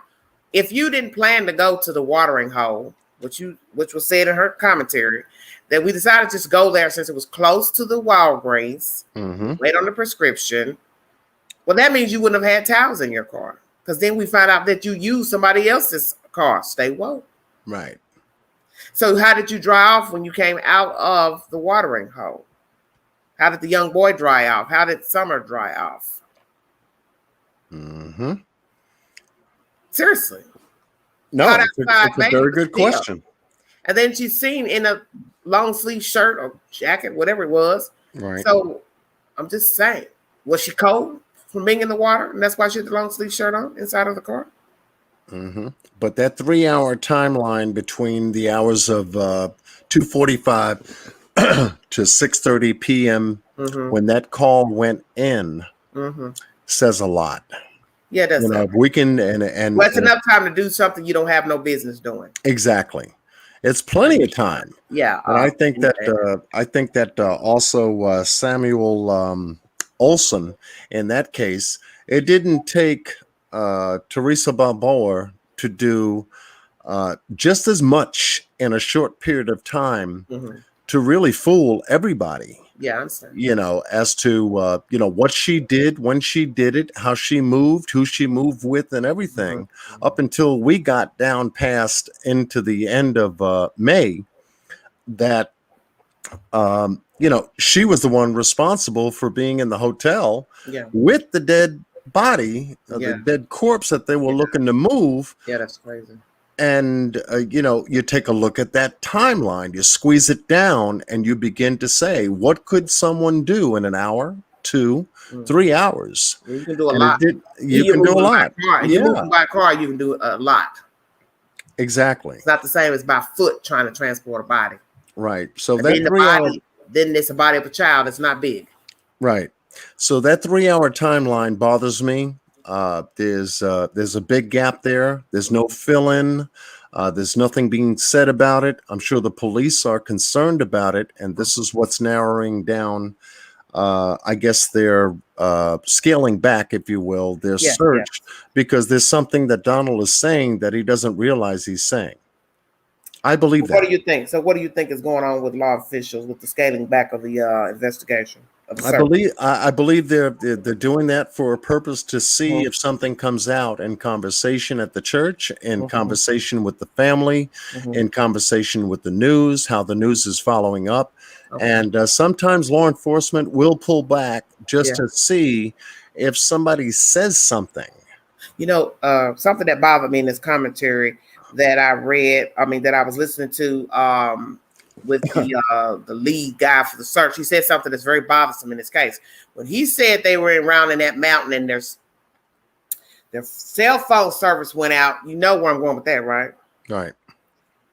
Then how are we going to get information on their cell phones pinging off a tower if theirs going out and they're on the ground searching? Exactly. That is messed up. Yeah. So we will possibly FBI may not even be able to get a definitive ping off their cell phones. This man just said in his commentary that they didn't even have cell phone service. Lord have mercy, Jesus. Right. So in a 3-hour time span, how many calls were made by the family? Was law enforcement contacted in any way, shape, or form? That's the forensics that they have to deal with, that has to come back from checking text messages, checking voice messages, both calls going out, calls coming in, and disseminating through that in order to get to shorten that timeline and to find out what the discussion was in that 3-hour time segment between the family and who they contacted at that time just before they contacted police. And it would only make sense for them to do so. Right. That's just my thinking. Right. My thinking. Right. Yep. Lord have mercy. Yep. It's just a baffling story.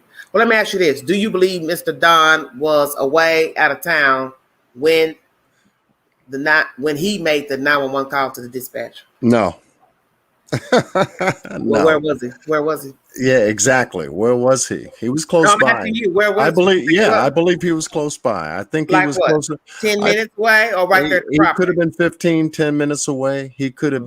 been anywhere within the circumference of that house Okay. when that call went out 'Cause to I'm trying to him. understand, where is everybody getting the information that he got there before the police? See, all this is hearsay to me. And like I tell people, I don't go to social media to go trailing people's Facebook posts because I just don't have that kind of time.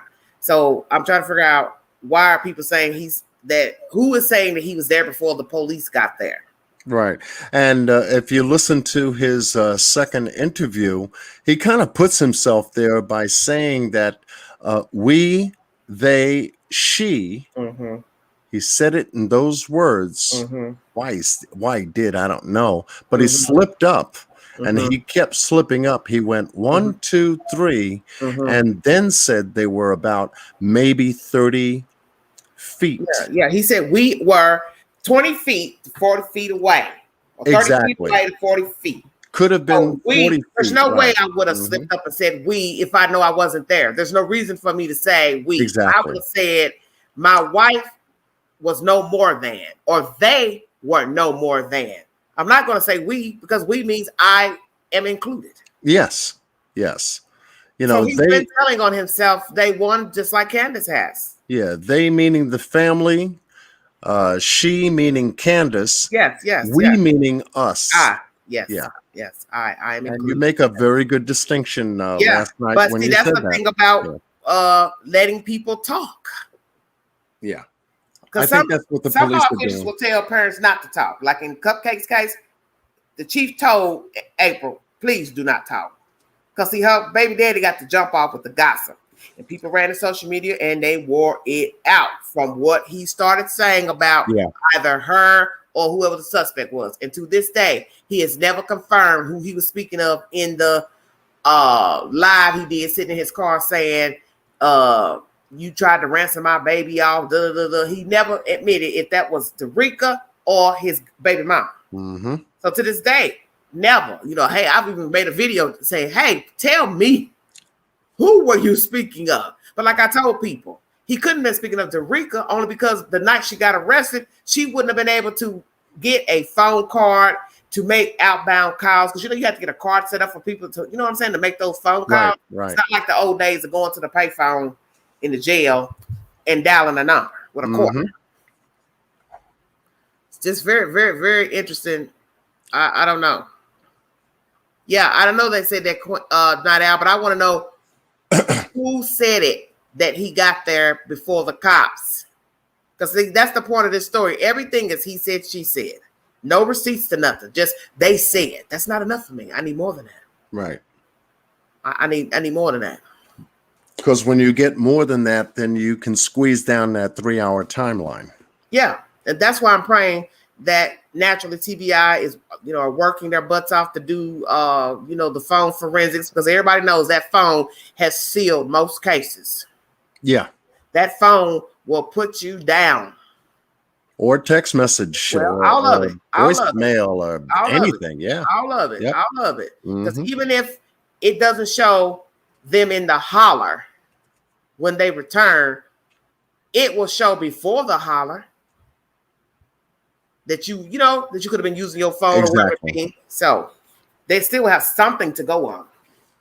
Yeah. And so the point of origin in this case is still to be determined. Yeah.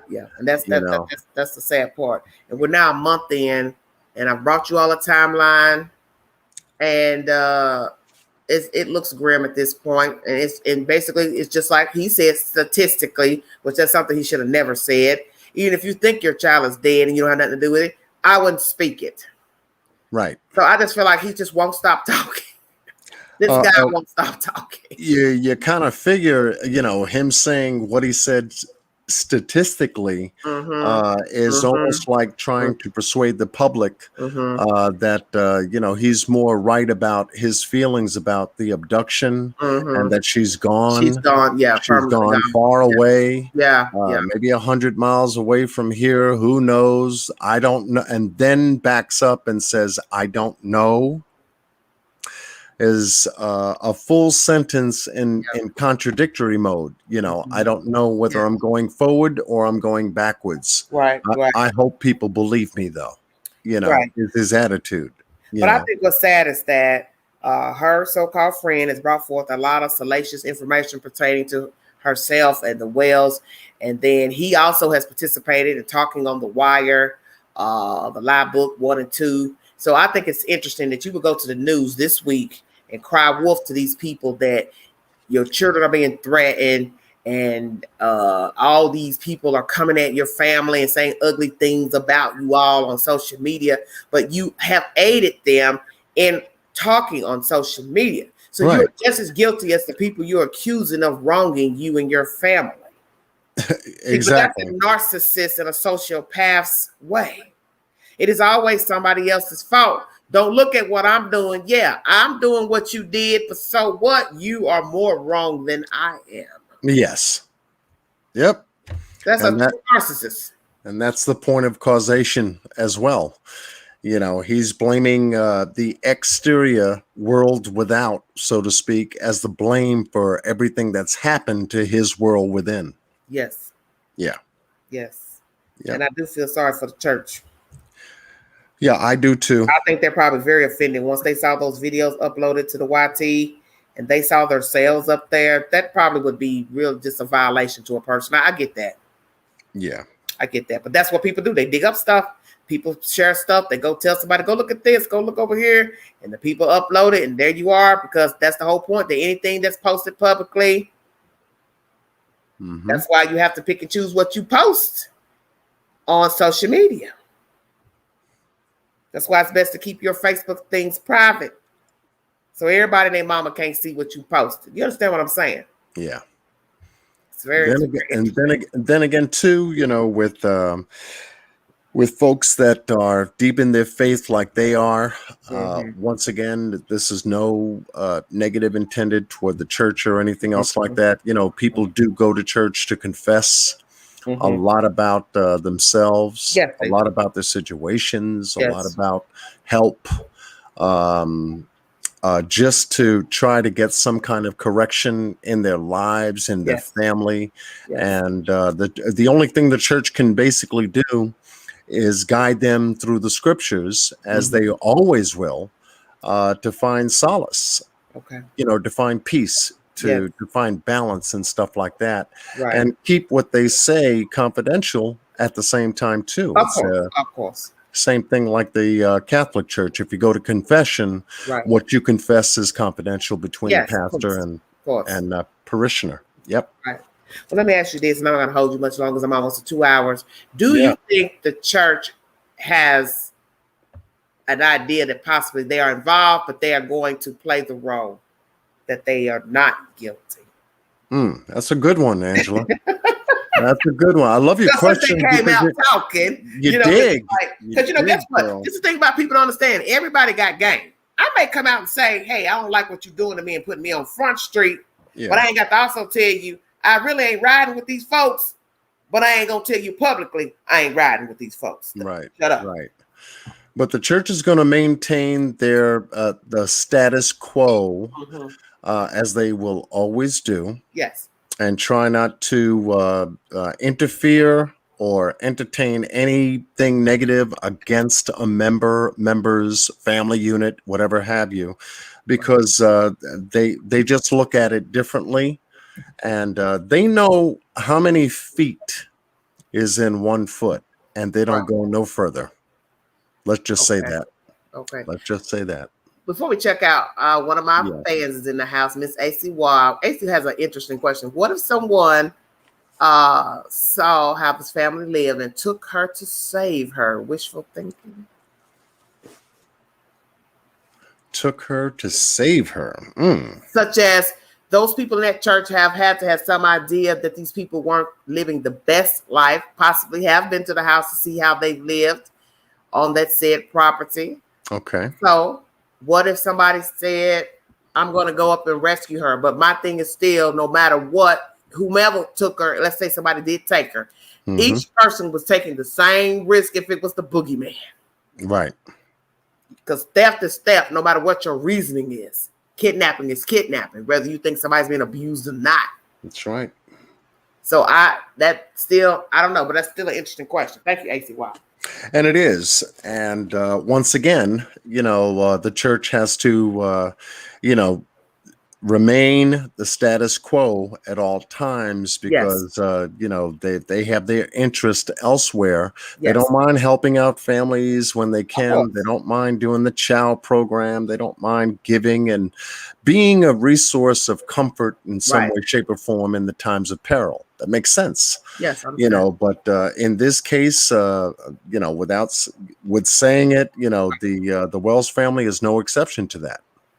Night Owl makes a good point. Why take one if you could save all the kids? Amen. Yeah. How's one better than the other? Because she's a girl child. Absolutely. You take one, you take them all. Well, we're going to close out with this one question. Okay. What if indeed they have murdered this child and they are lying up in that church pimping Jesus? And that's what I call it when you're using the church. Imagine their reactions if and when an arrest comes and those two are arrested, or one. Imagine that you have had those people in your house, your car, you've eaten with them. You get my drift.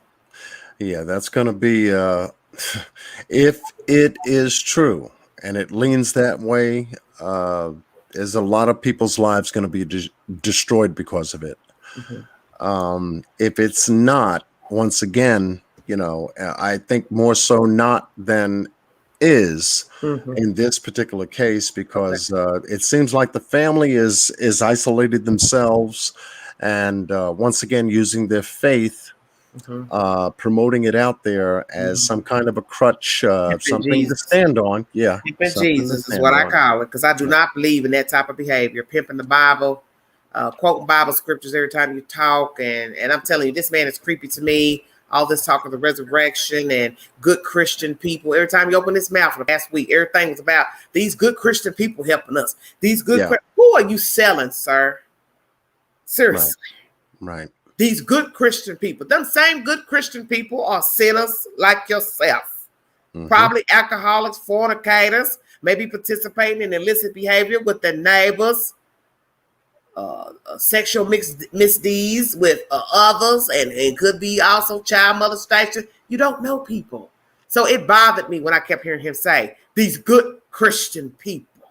Right. Because that's what, as I said, narcissists do. They lay it on thick. They also have to use other people to stand on. Yes, when they can't that's stand why themselves. Good Christian people. Yeah. These good Christian people helping us. These good Christian people. But I will tell you, he has told on himself from basic things, using past tense, calling his child she and her. You understand? Yeah. Way, way removed from any type of emotional attachment. But yet he has this great love affair with his own child. So see, every time he talks, he contradicts himself. He's contradicted himself. That he has. And he has basically, he and Candace have been the downfall of themselves. There will be the destruction of their own demise because they didn't know when to shut up. And now he's crying wolf, like the little boy that ran out of the wilderness. Crying now, woe is me. They're talking about us on social media. They're threatening my children. But yet you are a willing participant of talking about this and that on the book. Allegedly, somebody says he was talking bad about his wife, calling her Jezebel, which I couldn't understand. Why in the world would you ever talk bad about your wife and in the same breath complain that these same people are vengeful towards you? That got me too. Man. You know, I'd like to be a fly on the wall, but I tell myself, when we say that, do we really mean that? Because possibly if we was a fly on the wall, we'd be scared shitless. You know what I'm saying? Yep. Because I don't think we really want to go in the looking glass. That's a hard one to look at. Yeah, because like they say, you may not like what you find. Right. Because could you sleep with that later, with what you saw in the looking glass? Possibly not. Well, from what he said during his interview, he couldn't sleep.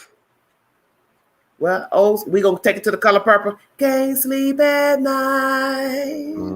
Baby, God is trying to tell you something, maybe. Because let me tell you something. You got all types of killers.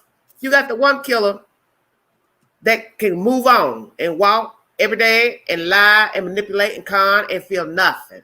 Then you have that other killer that might just eventually have remorse for what they've done. So we have to ask ourselves, if these people are behind the disappearance of this child, they harmed this child, discarded this child, which type of killer are they? Would they eventually tell on one another, confess what? Well, one thing for sure, and I'm not being insensitive about this when I say it. Let's just hope that this is not a faith killing. Oh, don't do that. This Oh, is Lord. yeah, Yeah, like the one out west where they the little girl and the neighbors had some type of something where they beat the child and took her and drowned in the little pond. Now that man, they got up under my skin so bad. I told myself, see, you people will make somebody be exactly what you are because you're harming these kids. You would make us want to lay hands on you and do the same thing to you that you did to these kids. And that's a terrible place to be, is to think the same evil thoughts that you exacted on that child. But it can be done. And if it was an accident, let them come out and say that there was an accident. You know, this particular thing happened. It was beyond our control or whatever. Why not just tell the truth? Call the EMT. Hey, my baby fell. My baby hit her head. The children were roughhousing. She fell down. Or however it could have went. If it's true, you would be in better favor if you told the truth. Exactly. But then again, too, the downside of that is that if that were to have occurred according to the family's mindset, mindset, and their mindset don't look kosher to me. Right. They would jeopardize things. Yes. They would jeopardize the other 3 kids that are with them as well. Yeah. And that is something we also need to say too, that if indeed these 2 are complicit to the demise of this child, Summer Wells, these 3 are going to be left behind to be raised by whom? See, people don't think about stuff like that. Yeah. That's why I said you have to chop up everything.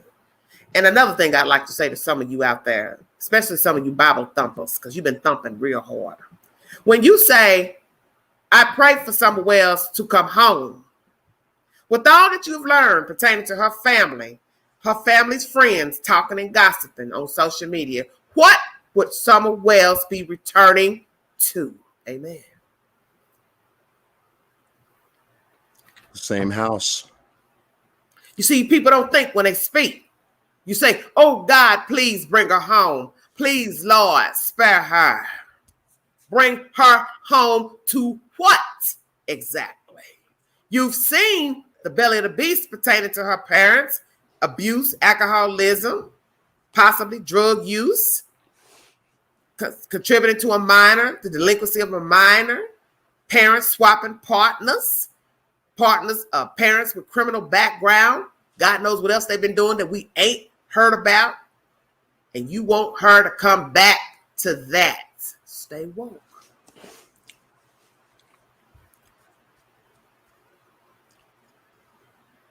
It only be a matter of time, and let's keep this 100, and I'm checking out of here. If Summer Wells is alive and somebody dropped her off right now, the edge of the road where they live, a fire station, fire hall, a Walmart, Summer Wells will be returning to the same bullshit she left from. And how would that be fair to her and her brothers? Indeed. Thank you, John Q. Anything you'd like to say before I close out? Well, I want to thank everybody for joining tonight's live. You are a major part of what Angela has been covering in this case for that, those that are following this case. And I support you, Angela, and, your investigation, your research, and, you're on point with a lot of points that you've made, because it makes you think. And that is a good thing when people can think for themselves. That's individually. What I tell you. Think for yourselves. You ain't got to be the hype of what you're hearing in the street. Think for yourself. Be your own thinker. and be able to wait for the process to unfold. Yes. You know, we're looking It's at a cruel process. right now. It's cruel right now to wait. It Right. is cruel. Yeah. And just like in Cal City, they're looking. It's in Bakersfield right now, pertaining to the West case. I'm disgusted with that, John. They're laid back. I can't do no more with that. I'm just beside myself with that one. Yeah. Because look how many months we in. I told somebody right now, this summer is winding down. Already we are almost approaching August. When August gets here, it is time to prepare for the holidays. That's just how I look at it. And I am, like I said, this is sickening to me if I look up and there is nothing to say positive on an arrest pertaining to the Cal City boys. The month of August, I'm telling you, I'll be just beside myself with no hope after that, because I'm at a point where it shouldn't have made it to June. You're talking about December 2020. We are now in July, the middle of July 2021. Mm-hmm. And there has not been one arrest pertaining to those children. It's cruel. This is cruel. It is. But I thank you, Miss Angela, for asking me to come up and join you tonight. Yes, sir. I will bring you up. You let me know of the cases that you are staying on. I brought a case today out of Maryland because my mod is a former sergeant of the police department of the state of Maryland. Okay. And we weighed in on a case. He mentioned a case to me the other day, and I brought it to the table today. And it is pertaining to a stepfather who is a cop who murdered his stepson and hit him in the wall in the attic of the townhouse. And I would like for you to do some research on that story if you have some time. And then we go live again and we weigh in on that story when we get more information pertaining to that case. Because I'm sure right now they're probably doing a mental evaluation of him. He's also been in the military. He was only a cop for 3 years. His wife had an order of protection against him. So I would like for you to come up and we chop up that case together if you don't mind. All right. I don't mind. Okay. I don't mind. I mean, the reason I'm doing what I'm doing on my channel, just like you're doing on your channel, is to bring awareness. Thank you, Leanne. To the community, not only here on YouTube, but overall, to let everyone know that if a person goes missing, if a person is been killed, such as the Micaiah Bryant case out of Ohio, there are a number of things to think about. There are a number of ways to think about it. You know, when you do your due diligence, when you do your own research, you come to your own conclusions about things that you think about, because once again, it's your perception. This thing drives on your perception. You know, and it's how you think about it and how you feel about it later that's going to make the difference as to whether you do something about it or not. Or not. Yeah. And I thank you, Angela. Go ahead. Thank you. I'm going to say this before I go. You know, I give you all bits and pieces of my life here and there. Most of you probably like me, some of you don't. That's fine. But I have a soft spot for children. I have a soft spot for humans in general. But I think my plight is because I know how evil and crooked people are out here. I know that you could stare into the belly of the beast and not know that you are in there with somebody. Some of you probably don't know that many years ago, my mother's baby sister was murdered in Memphis as a young lady. She was the mother of a small girl child. That child ended up being raised by my grandmother in Memphis, Tennessee. And my mother's baby sister had chose the wrong man. She was messing with a married man who decided that one fateful night she was no longer worthy of life. And he murdered her outside on a public street. And she died on a public street in Memphis, Tennessee. So you see, I have a soft spot.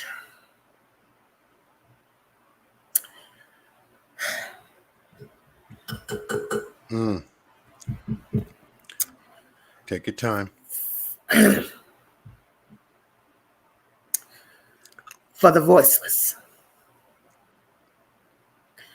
And I can say that I had got a brief synopsis of that story probably a year ago from one of my mother's sister, and she let me know that karma is a bitch, and it will come back around, and it came back around for that said man who took my mother's sister. And although some could view her as a sinner, what she did was wrong by being in the company of a married man, she still didn't deserve to be murdered and lie out on the street, take her last breath, and leave behind a small girl child. So I fight hard for the voiceless. I fight hard for the missing.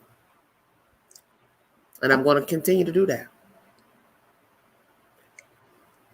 Thank you. Thank you, Miss Angela, for doing that. Thank you for being who you are. Thank you. And thank you for being able to have a platform to Thank you. be a voice for the voiceless. Oh, thank you. Absolutely. Thank you. We'll get together. Just contact me. You know how to contact me. Oh yeah. Okay.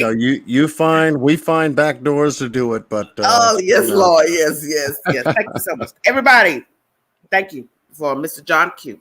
Please check out his content. Thank you, Miss Angela, and be well and stay blessed with Godspeed. Thank you, honey. God bless you. Thank you. All right. Bye-bye. That is Mr. John Q. I want to thank Mr. John Q for joining me and bringing me his commentary. I want to thank you all for tuning in to this said commentary pertaining to the disappearance of Summer Wells. As you listen in during this live, I brought you the timeline pertaining to this child, how she went gone, and the dates that everything took place and transpired with the Amber Alert, the search, commentary by her parents, and also I brought you uploaded content from YouTube by WJHL pertaining to the church, the Seventh-day Adventist Church in Kingsport, responding to the backlash they are receiving from social media. The father speaking, Mr. Don Wells, pertaining to the backlash from social media and threats allegedly being exacted upon his children, which I'm going to say I don't believe anybody would threaten these children. I just don't believe that. I'm not saying there are not any cuckoo birds out here, but I refuse to believe that somebody is threatening those kids. I really don't think anybody is threatening that church per se, but I understand the pastor's plight. He didn't appreciate the videos uploaded to YouTube pertaining to showing their church and people trying to fish for clues pertaining to Summer Wells. But this is what people do. People are nosy, people meddle, people like to get in folks' business and see what they got going on. And the thing about life is that once you post something publicly, it is shareable. So maybe now people will reconsider what they post to their own social media platform, church, organizations. Once it's publicly posted, anyone can go in to see it, view it, and share it. But as I stated in my live last night, I do not condone anybody harassing that church, any church, threatening of children. I don't condone that, and I won't allow it in my chat or be a party to it because, as I state, we have no information pertaining to the whereabouts of this child. We don't know if this church has any type of information or whereabouts or know anything in this case, and I'm not going to condone bashing the church or anything. Like I said, that is the job of the church, is to be there for you, because we all are children of God and we are all sinners.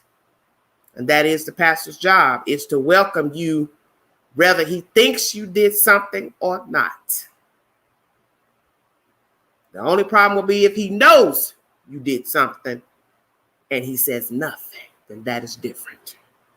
So please do not bother this church. Don't harass these people. Don't go in their inboxes. Don't bother the people. And if you don't have any credible tips pertaining to Summer Wells, do not call the hotline, TBI fine, pertaining to the disappearance of Summer Wells. If you want to donate to the channel, $ Big Angie 129 Cash App. Thank you so much. Thank you for the super chats. God bless all of you. Stay safe. Countdown to New Orleans. I'm out of here Saturday morning. Amen. Thank you, Jesus. I got to go. I got to go. Thank you all so much for the support and kind words. Chadwick Carr, 32, missing from Anderson County, the foundation. Deshina Kyle, 27, missing from Knoxville, Tennessee. Please pray for these two Black African-American people, one male, one female. No leads either into their disappearance. Pray for them. Pray for their family. And pray for Summer Wells. Thank you all for joining me. This is Everyday Shenanigans.